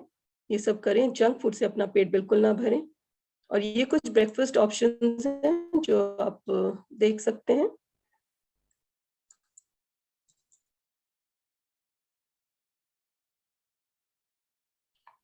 ये कुछ हेल्दी स्नैक ऑप्शंस हैं जो हम इवनिंग स्नैक में ले सकते हैं। प्लीज इवनिंग में स्नैक के लिए समोसा ऑर्डर ना करें, उसके बदले जो हेल्दी स्नैक ऑप्शंस हैं इसमें से आप ले सकते हैं। अभी आता है कि आप जब खाना खाते हैं तो सच में आपको भूख उस समय लग रही है कि नहीं, और आप क्या जरूरत से ज्यादा तो खाना नहीं खा रहे। जरूरत से ज्यादा खाना खाना किसी भी तरह से हमारे लिए अच्छा नहीं होता है। चाहे कितना भी अच्छा खाना हो, हमें बहुत ज्यादा जरूरत से ज्यादा खाना नहीं खाना चाहिए, क्योंकि उससे हमारे शरीर पे एक भार पड़ता है। हमारा जो पैनक्रियास है उसको उतना ही ज्यादा निपटना पड़ता है, क्योंकि हमारा जो खाना होता है उसकी जो बेसिक यूनिट है वो ग्लूकोज होती है। जो ग्लूकोज है उसको सेटल करने के लिए पैनक्रियास को फंक्शन करना पड़ता है, कार्य करना पड़ता है, उतना ही हम उसको ओवरवर्क करा रहे हैं। सो हम ऐसा क्यों कराएं जब उसकी जरूरत ही नहीं है, उसका कोई फायदा ही नहीं होना। और साथ में हमें जो जो भी सब्जियां हैं उसको अच्छे से धो के खाना चाहिए, क्योंकि पेस्टिसाइड्स बहुत होते हैं, और आजकल कोरोना के टाइम में तो और भी ज्यादा हमें केयरफुल रहना चाहिए। लेकिन एक बात मैं यहाँ पे कहना चाहूंगी कि जिन लोगों को ब्लड प्रेशर की प्रॉब्लम है वो नमक के पानी में सब्जियां ज्यादा देर डुबा के ना धोएं, क्योंकि मैंने देखा है लोगों का बीपी उससे बढ़ रहा है, क्योंकि वो एब्जॉर्ब कर लेती हैं सब्जियां, उनका सोडियम कंटेंट बढ़ जाता है जो कि बीपी के लिए अच्छा नहीं होता, और लिवर पे भी उसका जोर पड़ता है पेस्टिसाइड्स वगैरह खाने से अनजाने में।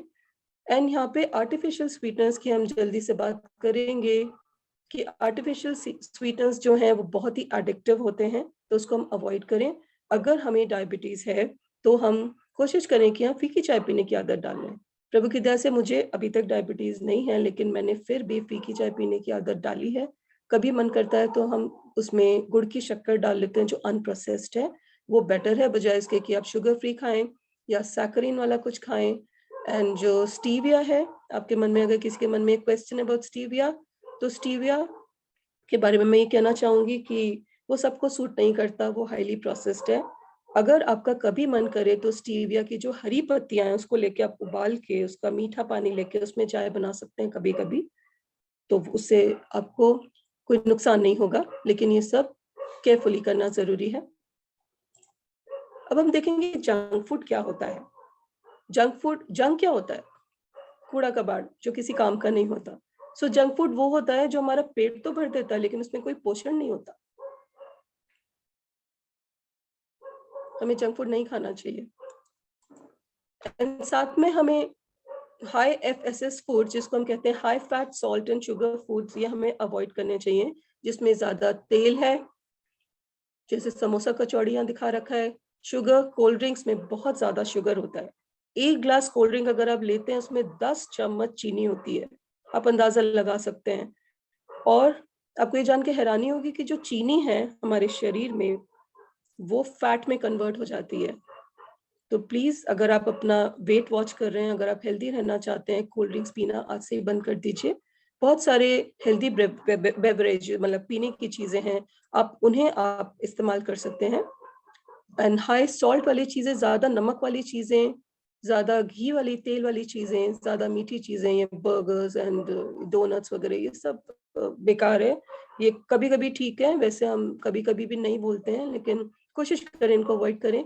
इनसे ओबेसिटी होती है, diabetes, BP, heart problems, hormonal imbalance और पेट के में गड़बड़ियां, कैंसर, लथार्जी, ये सारी चीजें इससे हो जाती है।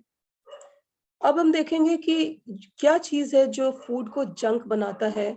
ये जो चीजें इसमें क्या है ऐसा, आप यहाँ पे फ्रेंच फ्राइज देख रहे हैं, डोनट्स देख रहे हैं, मफिन्स हैं, आइसक्रीम्स हैं, एंड और भी चीजें हैं। इनके अंदर एक तो मैदा इस्तेमाल किया जाता है जो रिफाइंड फ्लावर है। आप मैदे को आज ही अपने घर से हटा दीजिए। अगर आपको डोनट्स बनाने हैं, अगर आपको मोमोज बनाने हैं ना हेल्दी वे, वो हम बाद में कभी डिस्कस कर सकते हैं, आप उसे होल व्हीट का बना सकते हैं। हमारे घर में कभी अगर बच्चे केक बनाते हैं तो वो होल व्हीट का बनाते हैं, गुड़ इस्तेमाल करते हैं, एंड उसको बिल्कुल low fat and high fibre बना के हम उसको कभी कभी खा लेते हैं। इनके न्यूट्रिएंट्स बहुत कम होते हैं, फाइबर नहीं होता। यहाँ फाइबर के बारे में बात करेंगे। फाइबर क्या होता है? रेशा। वो क्यों जरूरी है? वो हमारे शरीर के लिए बहुत ज्यादा जरूरी होता है, क्योंकि एक तो वो हमें कोलोन कैंसर से बचाता है, हमें कब्ज होने से बचाता है। ये बहुत जरूरी है कि हमें कब्ज ना हो, इसके लिए हमें रेशा खाना जरूरी है। जब हमारे शरीर में पानी की और रेशे की कमी होती है तो हमें कॉन्स्टिपेशन या कब्ज हो जाता है। तो हमें कोशिश करनी है कि हम अपने खाने में रेशा जरूर लें, और साथ में ये बहुत ही हाई कैलोरी होते हैं, इनके अंदर सैचुरेटेड फैट बहुत होता है, इनमें नमक बहुत ज्यादा होता है। एंड यहाँ पे मैं सोडियम के बारे में बात करूंगी। बीपी जो है वो सोडियम ज्यादा लेने के कारण खराब हो जाता है, बढ़ जाता है। सोडियम सिर्फ नमक वाली चीजों में नहीं होता, लेकिन सोडियम साथ में और भी बहुत चीजों में होता है। इसलिए हम ध्यान रखें, हम बेकरी प्रोडक्ट्स ना खाएं, उसमें सोडियम होता है, और कई जगहों पे लिखा भी होता है कि यहाँ पे सोडियम है, तो उन चीजों से हम बचें। एंड साथ में खराब वाला तेल यहाँ पे बहुत होता है, और एक्सेस शुगर होती है, तो उन सब से हमें बचने की जरूरत है। अब यहाँ पे एक हाई अलर्ट बताया गया है, इसको आप ध्यान से देखिए।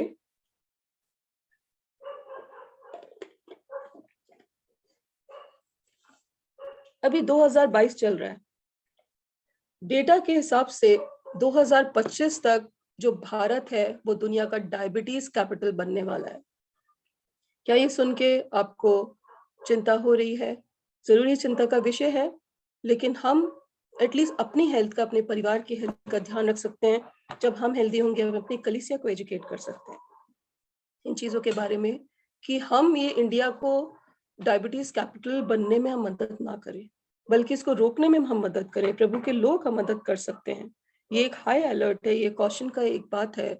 अगर हम अपने कान इस अलर्ट की तरफ बंद कर लेंगे तो फिर एक खतरा हो जाएगा। तो कोशिश करें, लर्न टू से नो, हम मना करना सीखे जो चीजें ठीक नहीं है। शॉर्ट में मैं फूड लेबल्स के बारे में बताऊंगी टाइम रेस्ट्रेंट के कारण।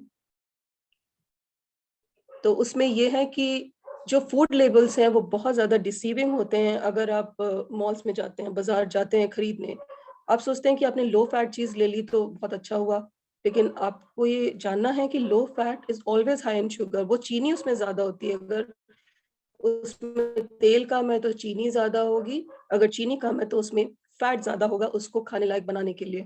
ये चीजें वो लोग नहीं बताते हैं, क्योंकि उन्हें आपके स्वास्थ्य की चिंता नहीं है, लेकिन ये उनकी एक इनसाइड इंफॉर्मेशन है। सो चाहे कमर्शियल सैलेड ड्रेसिंग्स हो, चाहे ब्रेकफास्ट सीरियल्स हो, इसमें बहुत ज्यादा रिफाइंड चीजें होती हैं, चीनी बहुत ज्यादा होती है, इनसे दूर रहें। फ्रूट जूसेस अगर पीने का मन है तो बाजार से मत लें, उसमें बहुत ज्यादा चीनी होती है, प्रोसेस्ड होते हैं। थोड़ा सा फ्रूट पल्प होता है जो कि नेग्लिजिबल होता है, उसके बदले आप घर में आप फल खाएं, या घर में फलों का रस निकाल के आप पिएं, वो ज्यादा अच्छा होगा। हम सब दो राह पे खड़े होते हैं, हमें चूज करना है। जैसे वचन में लिखा है कि दो मार्ग हैं, एक मार्ग है अनंत जीवन को जाता है, एक है जो नरक को जाता है। सो हमें वो रास्ता चुनना है जो स्वास्थ्य और जीवन को जाता है, और वो रास्ता नहीं चुनना जो बीमारियों और मृत्यु तक जाता है। स्वैप करना सीखें। स्वैप करने का मतलब है कि आप जंक फूड के बदले हेल्दी खाएं। अगर जंक फूड खाएंगे तो आपका शरीर बाहर और अंदर से ऐसा हो जाएगा, अगर आप हेल्दी खाएंगे आपका शरीर बाहर और अंदर से ऐसा हो जाएगा। साथ में हमें एक्सरसाइज करना बहुत जरूरी है। हम डाइटिशियंस हम सबको यही बताते हैं कि जो हमारी हेल्थ है वो 70%, जो हमारा स्वास्थ्य है वो 70% खाने के द्वारा हमारा ठीक होता है, 30% व्यायाम के द्वारा। सो रोज हमें 1 घंटे की वॉक जरूर करनी चाहिए। हम पासवान लोग, हम लेट नाइट मीटिंग्स खत्म करके आते हैं, हम बिजी रहते हैं बहुत सारे लोगों में, लेकिन हम वॉक करने का हमारे पास हम टाइम नहीं निकाल पाते, लेकिन हमें वो निकालना बहुत जरूरी है। खाने के तुरंत बाद बेड में ना जाएं। अगर आप लेट नाइट भी, आपका मीटिंग खत्म हुई है, आपका डिनर लेट नाइट खत्म हुआ है, तो भी आप 10-15 मिनट घर में ही, कमरे में ही ऐसे चहलकदमी करें, उसके बाद आप बेड में जाएं, तो वो आपके लिए अच्छा होगा। और अगर कोई वेट रेजिस्टेंट ट्रेनिंग वगैरह करते हैं तो WHO की तरफ से एक वर्कआउट टाइम है जो कि 2 से 6 बजे का बताया गया है, जिसमें सबसे ज्यादा हमारा शरीर इन चीजों के लिए रिस्पॉन्ड करता है। तो वो आप करें, ध्यान रखें। एंड जो लोग दौड़ सकते हैं वो जरूर दौड़ें। अगली चीज है स्लीप। हमारा ठीक से सोना बहुत जरूरी है और ये बात परमेश्वर ने वचन में जगह जगह बता रखी है। अब देखेंगे हमारे परमेश्वर हमसे कितना प्रेम करते हैं, उनको कितना ध्यान है हमारे हेल्थ का। हेल्थ से रिलेटेड हर चीज का मेंशन बाइबल में हम पाते हैं। वचन संहिता 127:2 में लिखा है कि परमेश्वर जिनसे प्रेम करते हैं उनको वो नींद देते हैं। बहुत सारी ऐसी आयतें हैं जिसमें लिखा है कि मैं भोर को उठूंगा, मैं परमेश्वर से बात करूंगा, मैं परमेश्वर की वाणी सुनूंगा। तो वचन भरा हुआ इन चीजों से, और इसलिए प्रभु के लोग जल्दी सुबह उठ के प्रभु से कनेक्ट करने की कोशिश करते हैं। बट उसके लिए जरूरी है कि वो रात को टाइम से सोएं भी, ताकि कम से कम उनकी 8 घंटे की नींद तो पूरी हो। 8 घंटे सोना बहुत जरूरी है, क्योंकि जब हम सोते हैं तो कुछ होता है। वो क्या होता है वो हम देखेंगे। जो आइडियल टाइम है सोने का, पहले मैं वो बताऊंगी कि जो सोने का आइडियल टाइम है वो है 10 से 6 बजे। ऐसा क्यों है? क्योंकि जब हम सोते हैं तो 10 से 2 बजे तक हमारे शरीर में जो टूट फूट है वो ठीक होती है। जो हमारे कहीं पे कोई चोट लग गई हो, आपने देखा होगा, ऑटो हीलिंग होती है। परमेश्वर ने ऐसा डाल रखा है, अपने आप हील होती है हमारी बॉडी। एंड 2 से 6 बजे तक साइकोलॉजिकल रिपेयर होता है। सो साइकोलॉजिकल मतलब हमारे दिमाग में रिपेयर होता है। सो ये जो टाइम है बहुत ही इम्पोर्टेंट है। सो जो लोग लेट नाइट जगे रहते हैं, बच्चे, चाहे वो एजुकेशन के कारण या असाइनमेंट्स बना रहे होते हैं या जॉब रिलेटेड जो भी हो सकता है, कोशिश करें कि उसको सुबह जल्दी उठ के फिर अपना दिन जल्दी शुरू करें, ताकि हमारा जो रिपेयर है, ऑटो रिपेयर है, वो हमारा खत्म ना हो जाए। वो एक बहुत ही प्रेशियस एक हीलिंग है। जो स्लीप है आप उसको एक मेडिसिन की तरह लीजिए, वो हमारे हेल्थ के लिए बहुत जरूरी है। आप देखेंगे कि जब आप नहीं ठीक से सोते, आपको कितनी परेशानियां शुरू हो जाती हैं। एंड धीरे धीरे अगर लगातार ये स्लीपलेस स्टेट रहती है तो हमें हार्मोनल इम्बैलेंस भी हो जाता है। सो वो एक दूसरा बड़ा टॉपिक है। बट मैं शॉर्ट में ये कहूंगी कि प्लीज ध्यान रखें कि कम से कम 7 से 8 घंटे आप जरूर सोएं। अब लास्ट में मैं इस पे बता के खत्म करूंगी। सब पासबानों का बहुत ही प्रिय विषय, फास्टिंग। फास्टिंग हमारा जीवन होता है। फास्टिंग के द्वारा हम बहुत कुछ प्राप्त करते हैं। मैं आत्मिक रूप से मैं ज्यादा इसमें नहीं बताऊंगी, आप लोगों को मुझसे ज्यादा पता है। लेकिन एक बात ध्यान देने की है कि अगर आप फास्ट कर रहे हैं, लगातार कर रहे हैं और जल्दी जल्दी कर रहे हैं, लंबे टाइम के लिए कर रहे हैं और अपना ध्यान नहीं रख रहे, तो उससे बहुत कुछ नुकसान हो सकता है। सो वो हमें नहीं करना है, हमें समझदार भी बनना है। क्या ऐसा हो रहा है कि आप फास्टिंग कर रहे हैं और आपको कमजोरी महसूस होने लगी है? अगर ऐसा हो रहा है तो थोड़ा सा ध्यान देने की जरूरत है। अब परमेश्वर ने जो भी हमें आज्ञाएं दी हैं या जो हमसे उम्मीदें की हैं या जो भी नियम रखे हैं, वो सिर्फ आत्मिक बातें ही नहीं है। ये मैंने ये चीज समझी है अपनी जिंदगी में कि हर एक बात का एक प्राकृतिक भी महत्व है। सो जब हम फास्टिंग करते हैं तो उसका हमारे हेल्थ बेनिफिट भी होता है। ये आपको जान के हैरानी होगी।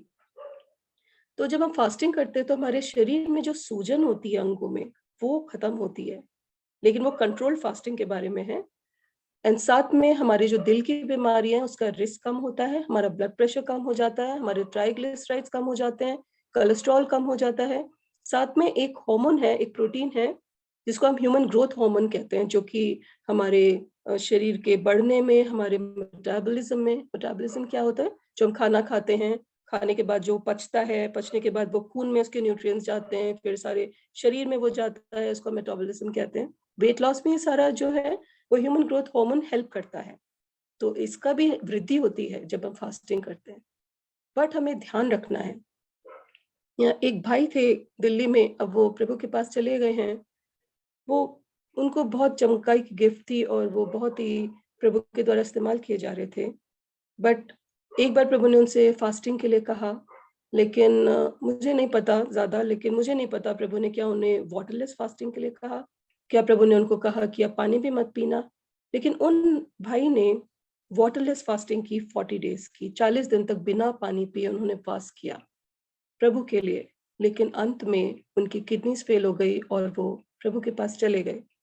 सो इन उदाहरणों से हम सीख सकते हैं। उन भाई के 3 छोटे छोटे बच्चे थे, तो बहुत अधिक कष्ट का सामना करना पड़ा परिवार को। तो जो हमारे पासवान भाई हैं, उनके परिवार हैं, उनके वाइफ्स हैं, सारी बहनों को भी मैं इस समय मैं कहना चाहती हूँ, अपने हेल्थ का ध्यान रखें प्लीज। जब भी आप फास्टिंग करते हैं तो कुछ अपने पैरामीटर्स पे ध्यान रखें। अगर आपको लो बीपी की प्रॉब्लम है तो अपना बीपी लगातार चेक करें एंड पानी लगातार पीते रहें, क्योंकि जो पानी का हमारे अंदर परसेंटेज है वो 70% है। तो आप समझ सकते हैं कि अगर पानी कम हो गया तो क्या होगा हमारे शरीर का। और जब हम फास्टिंग करते हैं तो हम खाना नहीं खाते हैं, खाना नहीं खाते तो खाने के द्वारा जो 20 से 30% पानी हमारे शरीर में आना चाहिए वो नहीं आ पाता है, तो बहुत ही आसानी से हम डिहाइड्रेट हो जाते हैं। सो अगर रोज हम 2 से 3 लीटर पानी पी रहे हैं तो फास्टिंग डे में थोड़ा सा एक्स्ट्रा पानी आप जरूर पीजिए।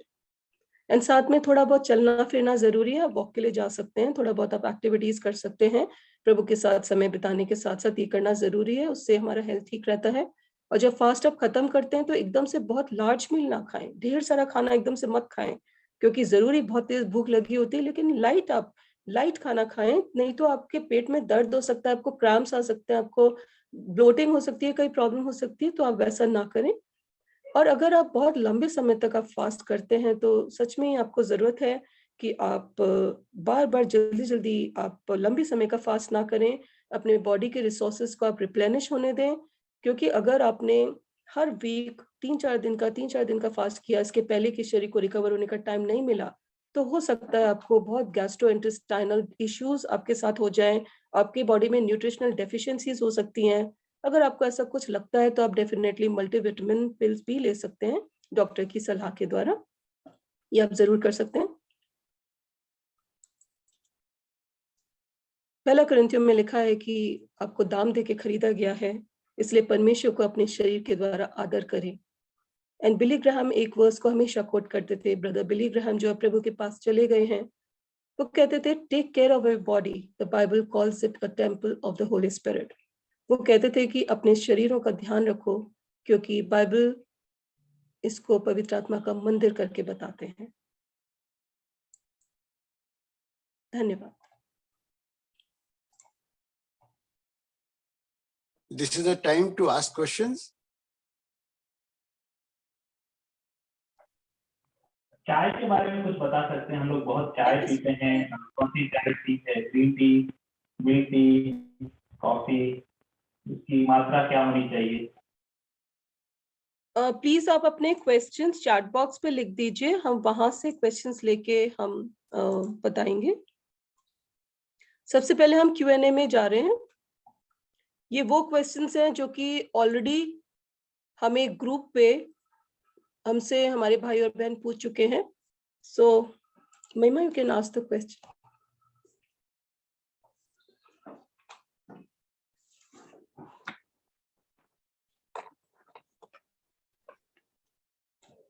सो मिस कविता दौराई ने पूछा है कि क्या डायबिटीज को उल्टा किया जा सकता है और इस स्तर पर किन चीजों से बचना चाहिए?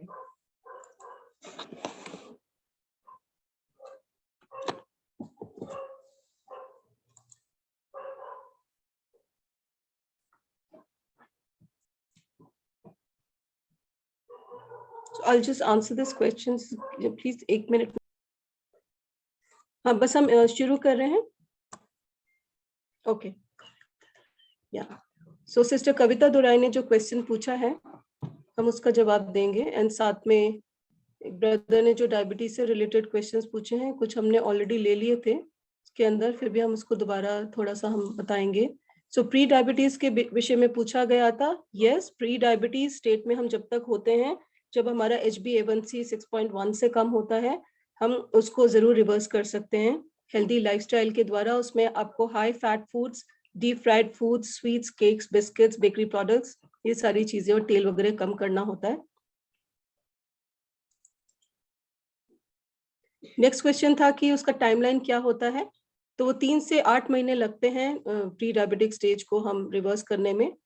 एंड कुछ चीजें हैं, उसके सिम्टम्स पूछे गए थे कि क्या सिम्टम्स होते हैं अगर हमें डायबिटीज है, तो उसके क्या सिम्टम, कैसे हम पता करें कि हमें मधुमेह हो गया या हमारा शुगर बढ़ा हुआ है। तो उसमें कई सिम्टम्स होते हैं, लेकिन अगर आपका अचानक से वेट लॉस हो रहा है, मसल लॉस हो रहा है, या अचानक से वेट गेन हो रहा है, या नींद आने में बहुत डिस्टर्बेंस हो रहा है, या चीनी खाने का बहुत ज्यादा क्रेविंग है, या प्यास बहुत ज्यादा लग रही है, या एक्सेसिव भूख लग रही है, या एक्सेसिव यूरिनेशन हो रहा है, या रात को बार बार उठना पड़ रहा है वॉशरूम जाने के लिए, तो आपको थोड़ा सा ब्लड शुगर चेक कराने की जरूरत है। बल्कि मैं तो इस समय में ये कहती हूँ कि हर किसी को 6 महीने में एक बार जरूर अपना कंप्लीट ब्लड एनालिसिस करा लेना चाहिए, क्योंकि कई चीजें हैं जो धीरे धीरे करके पता चलती हैं। अगर हमें शुरू में कुछ पता चल जाए तो हम डेफिनेटली हम उसको कंट्रोल में कर सकते हैं, लेकिन अगर हमें पहले से पता ना चले तो कई बार जब बहुत बढ़ जाता है तो फिर मुश्किल रहता है उसको कंट्रोल करना। एंड साथ में अगर हमारा वेट लगातार बढ़ रहा है, ये तो एक थोड़ा सा चिंता का विषय रहता है। एंड कई बार हेरिडिटरी कारण भी होते हैं, लेकिन हम ये कहते हैं कि जो हेरिडिटरी रीजंस हैं प्रभु उसको रोक सकते हैं। ये मैं अपनी जिंदगी में भी मांग रही हूँ। तो जो भी हेरिडिटरी रीजंस हैं, इसको हम कहते हैं डीएनए ऑल्टरेशन। जब हम अपना हेल्दी एनवायरनमेंट क्रिएट करते हैं, अच्छे से खाना पीना करते हैं, तो वो जो हेरिडिटरी फैक्टर है, हालांकि उसके कारण एक पोटेंशियल खतरा हमारे लिए ज्यादा हो जाता है। अगर हमारे पेरेंट्स को रहा है कोई भी इस तरह की लाइफस्टाइल डिजीजेस तो हमें होने का खतरा हो जाता है, लेकिन फिर भी हम प्रभु पे भरोसा करके हम ऐसा कर सकते हैं। तो ये जो क्वेश्चन के आंसर्स हैं ये रेचल ने लिख के दिए हैं, बिकॉज वो हिंदी में थोड़ा सा उनको थोड़ा डिफिकल्टी है, सो तो मैं इसको हिंदी में बोल रही हूँ। ओके। अच्छा, जो डायबिटीज के सिम्टम्स हैं वो ये हैं, कुछ तो लॉन्ग टर्म डायबिटीज के सिम्टम्स होते हैं, कुछ एक्यूट कॉम्प्लिकेशंस होते हैं। लॉन्ग टर्म जो सिम्टम्स हैं उसमें यह है कि जो दिल की बड़ी नलियां हैं उनको डैमेज हो जाता है, ब्रेन एंड लेग्स, जिसको हम मैक्रोवास्कुलर कॉम्प्लिकेशंस कहते हैं। एंड कुछ छोटे ब्लड वेसल्स भी डैमेज हो जाते हैं डायबिटीज में, जिससे आईज में, किडनीज में, पैरों में और जो हमारी नसें हैं उनमें प्रॉब्लम्स आ जाती हैं। और इसके जो एक्यूट कॉम्प्लिकेशंस हैं वो है कि अचानक से हमारा ब्लड शुगर लेवल गिर जाता है, जो कि ठीक नहीं है। कई बार अचानक से शूट अप हो जाता है, वो भी ठीक नहीं है।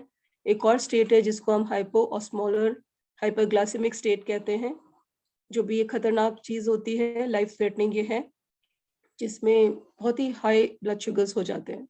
साथ में डायबिटिक कीटोएसिडोसिस, ये कंडीशन है जो कि कई बार हो जाता है जबकि इंसुलिन इनसेंसिटिविटी या इंसुलिन इनएडिक्वेसी हो जाती है, तो उसमें भी ऐसा होता है।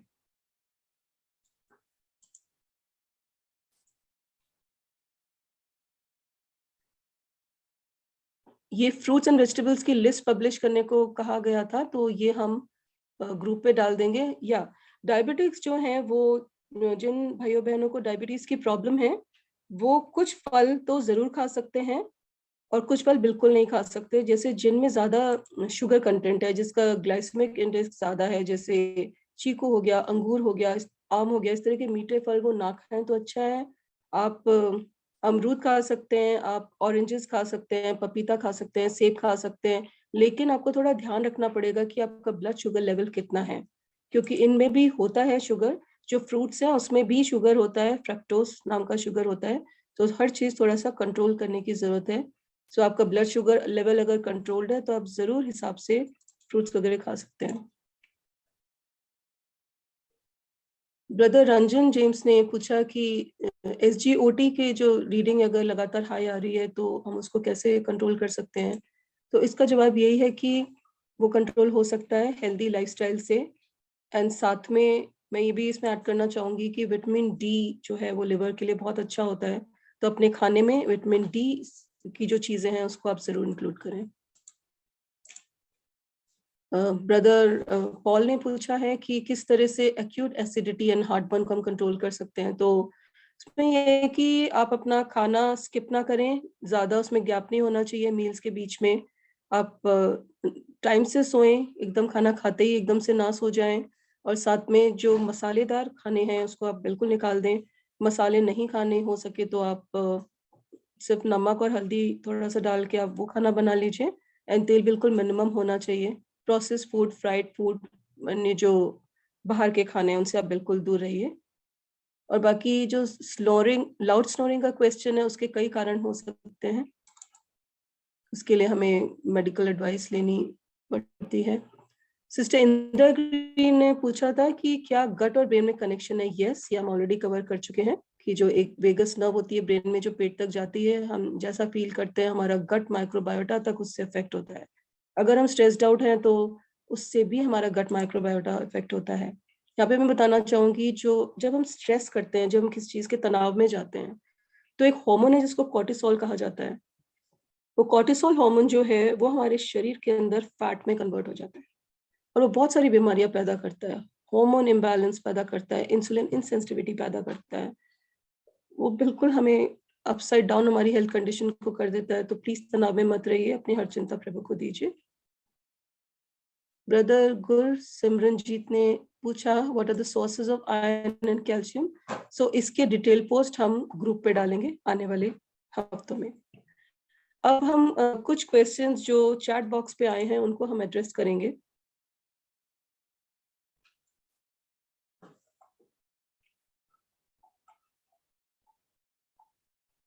Can you please read out those questions? चाय की मात्रा क्या होनी चाहिए? चाय आप दिन में 1 से 2 बार ले सकते हैं। अगर आप ग्रीन टी के बारे में बात कर रहे हैं या नॉर्मल टी के बारे में बात कर रहे हैं, ग्रीन टी भी आप दिन में 2 से 3 बार ले सकते हैं। ग्रीन टी हेल्थ के लिए ज्यादा अच्छी है, उसके अंदर एंटीऑक्सीडेंट्स होते हैं और वो उसमें फाइबर होता है और वेट लॉस में भी काम आती है। अगर आप नॉर्मल रेगुलर टी की बात कर रहे हैं तो वो भी आप दिन में 2 बार तो जरूर ले सकते हैं, लेकिन एक बात ध्यान रखनी है कि खाना खाने के साथ एकदम साथ में नहीं लेना, कम से कम 15 से 20 मिनट का गैप होना चाहिए, क्योंकि टी एंड कॉफी में कैफीन होता है जो कि कैल्शियम एंड आयरन के एब्जॉर्प्शन में वो इंटरफेयर करता है, उसको रोकता है। तो जरूरी है कि हम थोड़ा सा गैप रखें ताकि हमें पूरा उसका फायदा हो सके। Is cow ghee okay on daily basis? Yes, जो गाय का घी है वो हम रोज खा सकते हैं, लेकिन 1 चम्मच, वो भी मतलब पिघला हुआ, अगर आप जमा हुआ 1 चम्मच लेंगे तो वो 2 चम्मच बन जाएगा। सो आप 1 चम्मच पिघला हुआ घी जरूर आप खा सकते हैं, वो आपको एसेंशियल फैट्स देगा आपके बॉडी में, वो अच्छा रहेगा। Okay, next question by Nina Varghese is, can we eat raw food like salads, fruit along with main meal? Yes, of course we can. हम लोग मेन मील के साथ हम सैलेड एंड फ्रूट्स खा सकते हैं, उसको अच्छे से वॉश करके, और हम उसको खा सकते हैं। हमारे शरीर में लॉर्ड ने जो डाइजेस्टिव सिस्टम बनाया है जिसके अंदर एसिड सिक्रीट होते हैं और खाने को पचाता है, वो सबको पचा सकता है। Yes. How much time should we exercise for good health? हाँ, एंड इसके पहले जो पहले वाला क्वेश्चन है उसका जवाब मैं देना चाहूंगी और मतलब थोड़ा सा और ऐड करना चाहूंगी टू माय आंसर। वो ये कि जब हम खाना पका के खाते हैं तो कुछ न्यूट्रिएंट्स उसके खत्म हो जाते हैं, जैसे vitamin A and vitamin C जो है वो हीट रेजिस्टेंट नहीं है। सो अगर हमें उसका पूरा फायदा उठाना है तो आप जरूर कच्चे सलाद और फल जरूर खाएं। या what was the next question? How much time of exercise is good for health? Exercise जो है वो जैसे हमने बोला डिपेंड करता है आप कौन सी वाली एक्सरसाइज कर रहे हैं। बाकी अगर आप वॉक कर रहे हैं तो कम से कम 1 घंटे की वॉक तो करनी चाहिए। Is it good to eat soaked and peeled almonds? How many pieces? हाँ, बादाम को और ये जो नट्स हैं, बादाम अखरोट, इनको भिगा के पानी डिस्कार्ड करके जिसको छील सकते हैं उसको छील के आप खाइए, क्योंकि जो इसके छिलके होते हैं उसमें कुछ एंटी न्यूट्रिएंट्स होते हैं जो पचने में मुश्किल करते हैं, तो वो हमारे लिए ज्यादा फायदेमंद है, वो ज्यादा अच्छे से पच जाएगा। और कितने, अब एक दिन में 6-7 बादाम खा सकते हैं। How to stop reduce formation of gas? उसके लिए आपको हेल्दी लाइफस्टाइल आपको करना पड़ेगा, आपको फ्रेश फूड एंड वेजिटेबल खाने पड़ेंगे, आपको तले भुने हुए चीजों से दूर रहना पड़ेगा, एंड साथ में आपको एक्सरसाइज करना पड़ेगा। आपको मतलब खाना खाते या बैठे ना, पासबानों की जिंदगी थोड़ा सीडेंट्री होती है, तो सीडेंट्री मतलब वो बहुत मेहनत करते हैं लेकिन बैठ के ज्यादा करने वाला उनका काम रहता है, तो इसलिए हमें अपने लाइफस्टाइल में जरूर ही फिजिकल एक्टिविटी को इनकॉर्पोरेट करना है, वो बहुत जरूरी है। तो उससे आपको ये लगेगा, आपको साथ में ये भी देखना होगा, इसको हम कहते हैं एलिमिनेशन डाइट। अगर कोई चीज खा के अगर आपको लगता है कि वो आपको नहीं सूट कर रही, तो हो सकता है आप उसके लिए एलर्जिक हैं, तो आप उसको अपने डाइट से हटा सकते हैं, एलिमिनेट कर सकते हैं। सो चैट्स पे जो क्वेश्चन थे हमने सबके जवाब दे दिए हैं। सो अगर और भी कोई क्वेश्चंस पूछना चाहते हैं तो पूछ लीजिए। आप सीधा पूछना चाहते हैं तो पूछ लीजिए, आपको अपने आप को अनम्यूट करके पूछ सकते हैं।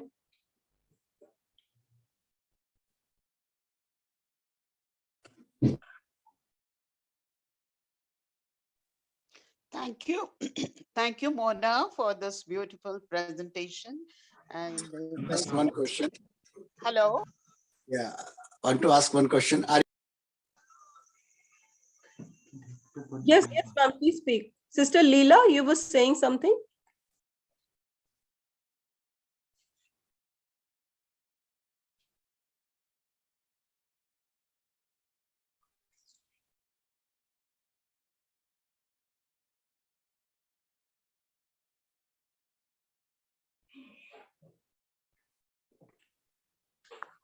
हम डेली के खाने में कौन सा तेल यूज करना चाहिए, जैसे सोयाबीन या फिर और दूसरा कोई तेल? हाँ, सो जो तेल है हमें कच्ची घानी का यूज करना चाहिए। जो रिफाइंड ऑयल्स हैं वो ठीक नहीं होते, वो रिफाइंड होते हैं, प्रोसेसिंग के थ्रू जाते हैं, वो हम रिकमेंड नहीं करते हैं। आप प्योर घी ले सकते हैं थोड़ा सा रोज, एंड साथ में आप कोई भी कच्ची घानी का तेल, वो मुश्किल से मिलता है और आजकल थोड़ा महंगा भी है, बट ये कि रिफाइंड ऑयल खा खा के हम बीमार हो सकते हैं, और रिफाइंड ऑयल में जितने भी फैट्स हैं वो निकाल दिए जाते हैं। तो जब उसके फैट्स निकाल दिए जाते हैं तो फैट सॉल्युबल विटामिन भी जो हैं, जो A, D, E and K, वो भी निकाल दिए जाते हैं। सो बेस्ट है हम कच्ची घानी का तेल हम इस्तेमाल करें। जो आपने नाम लिया है, अगर तो वो रिफाइंड है तो फिर उसके लिमिटेशंस है।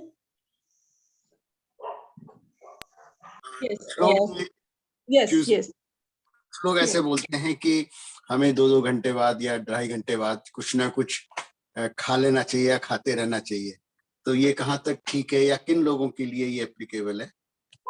हाँ जी, सो जो कहते हैं 2 घंटे के बाद खाना चाहिए, वो जिन लोगों को डायबिटीज या मधुमेह की प्रॉब्लम है उनको ऐसा ही करना चाहिए। रीजन बीइंग उनको पोषण कंट्रोल करना पड़ता है। वो जब एक साथ वो लार्ज मील नहीं खा सकते हैं, उनको थोड़ा थोड़ा खाना चाहिए। उनको 3 major meals and 2 minor meals उनको खाना जरूरी होता है, और उसमें पोषण कंट्रोल करना उनको जरूरी होता है।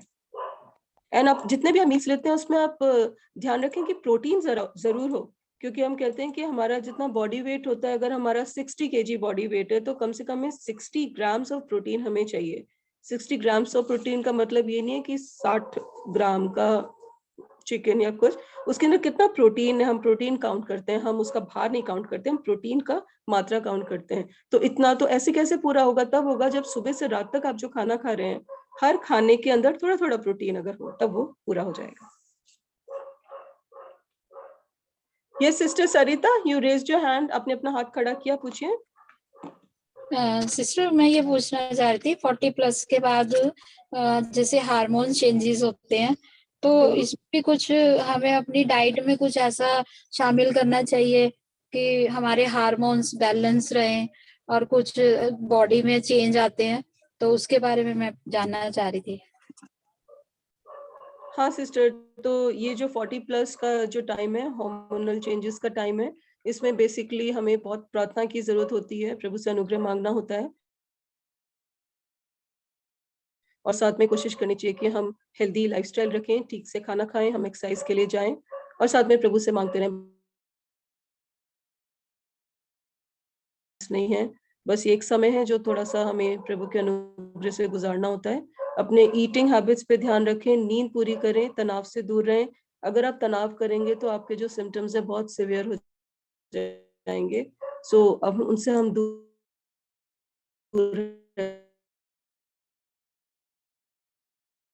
रह सकते हैं।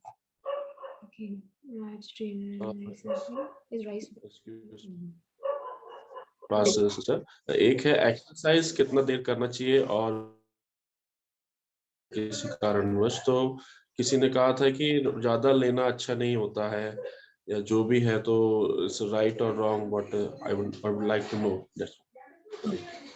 सो ब्रदर, एक्चुअली ये इस प्रश्न का जवाब देना इतना आसान नहीं है, बिकॉज उसके लिए कई चीजें हैं जो देखनी होती हैं, आपके ब्लड पैरामीटर्स, आपका फिटनेस लेवल, और आप अगर एक्सरसाइज करने के लिए कर रहे हैं। बाकी इसमें जो जनरलाइज आंसर्स है मैं वो दे सकती हूँ, लेकिन एनालिसिस करना होता है, फिर हम उसके हिसाब से हम बताते हैं। क्योंकि अगर आपको प्रोटीन पाउडर रिकमेंड किया है तो उसके पहले ये देखना जरूरी है कि आपको आपके ब्लड पैरामीटर्स ठीक हैं कि नहीं, क्योंकि कुछ ऐसी कंडीशंस हैं जिसमें प्रोटीन रिस्ट्रिक्ट किया जाता है। जैसे अभी मैंने बोला कि 60 ग्राम प्रोटीन, लेकिन अगर किसी को, नहीं कह रही आपको ऐसा है, बट अगर किसी को किडनीज में कुछ प्रॉब्लम है, CKD की प्रॉब्लम है, तो उनका फिर 0.8 और फिर 0.6, मतलब इस तरह से उनका कम होता जाता है। तो ये कई चीजें जो जानना जरूरी होता है इसके पहले कि हम आपको बता सके कि प्रोटीन पाउडर, एंड वैसे भी जो प्रोटीन पाउडर है उसके बदले अगर आप प्रोटीन की जो नेचुरल चीजें हैं वो बढ़ा दें तो वो ज्यादा अच्छा होगा, क्योंकि जो ज्यादातर इंडिया में मिलने वाले प्रोटीन पाउडर्स हैं उसमें मिलावट भी है। सो अगर डॉक्टर ने रिकमेंड करा है, अगर प्रभु आपको कहते हैं लेने के लिए, तो आप कभी कभी ले भी सकते हैं। Okay, thank you. Welcome. And किसी भाई ने पूछा है, can I get a diet chart for a person suffering from irritable bowel syndrome? So इसके लिए तो भाई पूरी एनालिसिस होती है, बहुत ढेर सारे टेस्ट होते हैं। एकदम से हम स्पेशली क्वालिफाइड डाइटिशियंस आपको कभी भी डाइट चार्ट बना के नहीं देंगे जब तक कि वो आपके ढेर सारे टेस्ट ना करा लें, सबको देखना लें, समझना लें, और उसके बाद फिर उसके लिए डाइट चार्ट, उन भाई के लिए डाइट चार्ट बन सकता है। यस।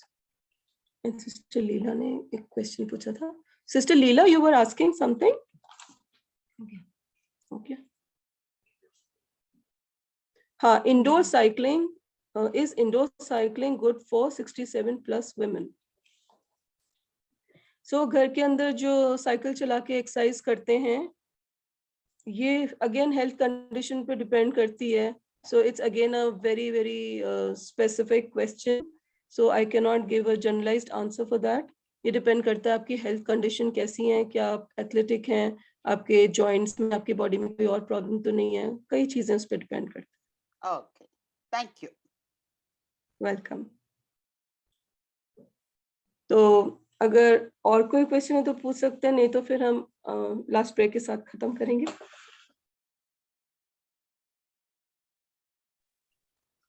मैम, ये vaccination, me and my wife, I'm pastor, but I didn't take vaccination. Both vaccination मैंने नहीं लिया, अभी तक नहीं लिया, और we are fine, but it is very compulsory to take or not? Can you suggest us? It's very compulsory or as a Very unit? controversial. I would rather not say anything about this here. Okay. But no problem.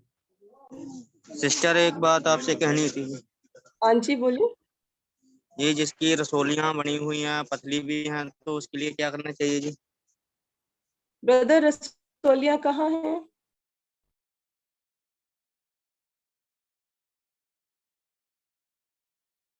पथरी कहाँ है brother?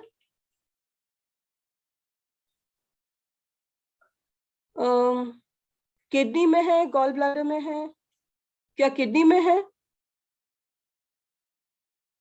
हाँ, kidney में है जी, दोनों side में जी। पथरी है आपके? हाँ जी, पतली भी है जी। कितनी बड़ी है? एक 4 mm की है जी, बाकी 3-3 mm की है जी। कितने सालों से है? ये अभी से हुई है जी, 2-4 महीने से जी। तो एक तो ब्रदर आप पानी ठीक से पीजिए, पानी की कमी से भी किडनी में स्टोन्स हो जाते हैं। एंड दूसरी बात, कुछ चीजें हैं जो आपको नहीं खाना, कुछ कॉम्बिनेशन, जैसे पालक पनीर खाना आप बंद कर सकते हैं, क्योंकि उसके कॉम्बिनेशन से कैल्शियम ऑक्सलेट स्टोन्स किडनी में हो जाते हैं, वो आप बंद कर सकते हैं। दूसरा, आप संतरा आपके लिए अच्छा रहेगा, पाइनएप्पल जो अनानास होता है वो आप उसका जूस आप लेंगे, वो अच्छा रहेगा। आप हेल्दी खाना खाइए, पानी आपको ठीक से पीना पड़ेगा 2 से 3 लीटर, बट उसके पहले आपको ये देखना पड़ेगा कि अदरवाइज किडनीज ठीक से फंक्शन कर रही हैं कि नहीं। तो ये सब चीजें जरूरी हैं, क्योंकि अगर किडनी की फंक्शनिंग अफेक्ट, मतलब उसका काम करने की क्षमता अगर वो भी साथ में हो गई है, स्टोन मतलब पथरी के साथ वो भी अगर हो गया है, तो पहले वो जानना जरूरी है। क्योंकि अगर किडनी के फिल्टर, मतलब किडनीज अगर उसके काम करने की क्षमता अगर कम हो गई है, तो फिर हम पानी भी हमें रिस्ट्रिक्ट करना पड़ता है। तो ये कुछ चीजें जो आपको डॉक्टर से पहले पूछनी पड़ेगी। Okay sister. Welcome. Then I'll hand the meeting over to Premjit. अगर और कोई क्वेश्चंस नहीं है तो, और अगर हैं तो आप व्हाट्सएप ग्रुप पे आप उसको डाल सकते हैं, हम जरूर उसको हम उसको एड्रेस करने की कोशिश करेंगे। आप सबका धन्यवाद हो, आपने ज्वाइन किया। प्रभु आपको आशीष दें। जो भी बताया गया, आई एम श्योर आपने नोट्स लिए होंगे या स्क्रीनशॉट्स लिए होंगे, उसको आप अप्लाई करें। और अगर और भी कोई क्वेश्चन है, आप जरूर आप व्हाट्सएप ग्रुप ज्वाइन करें, वहां पे आप डाल सकते हैं। प्रभु आप सबको आशीष दें। Thank you, Sister Mona. Thank you. Welcome. God bless you all for joining. और जैसे Thank you, Sister Prem. Mona, Pastor Prem, thank you. most welcome brother। And ये व्हाट्सएप ग्रुप भी है, और सिस्टर मोना को ये बोझ है कि लगातार चलता रहे। अगले टाइम में she wants to be more specific. जैसे आपने बात किया किडनी के बारे में, तो there be specific seminars only on kidney, specific seminars only on blood pressure, only on heart, उस तरीके से। So diabetes and things like that. So do join the WhatsApp group so that we can keep you all in touch. आइए हम प्रार्थना करते हैं।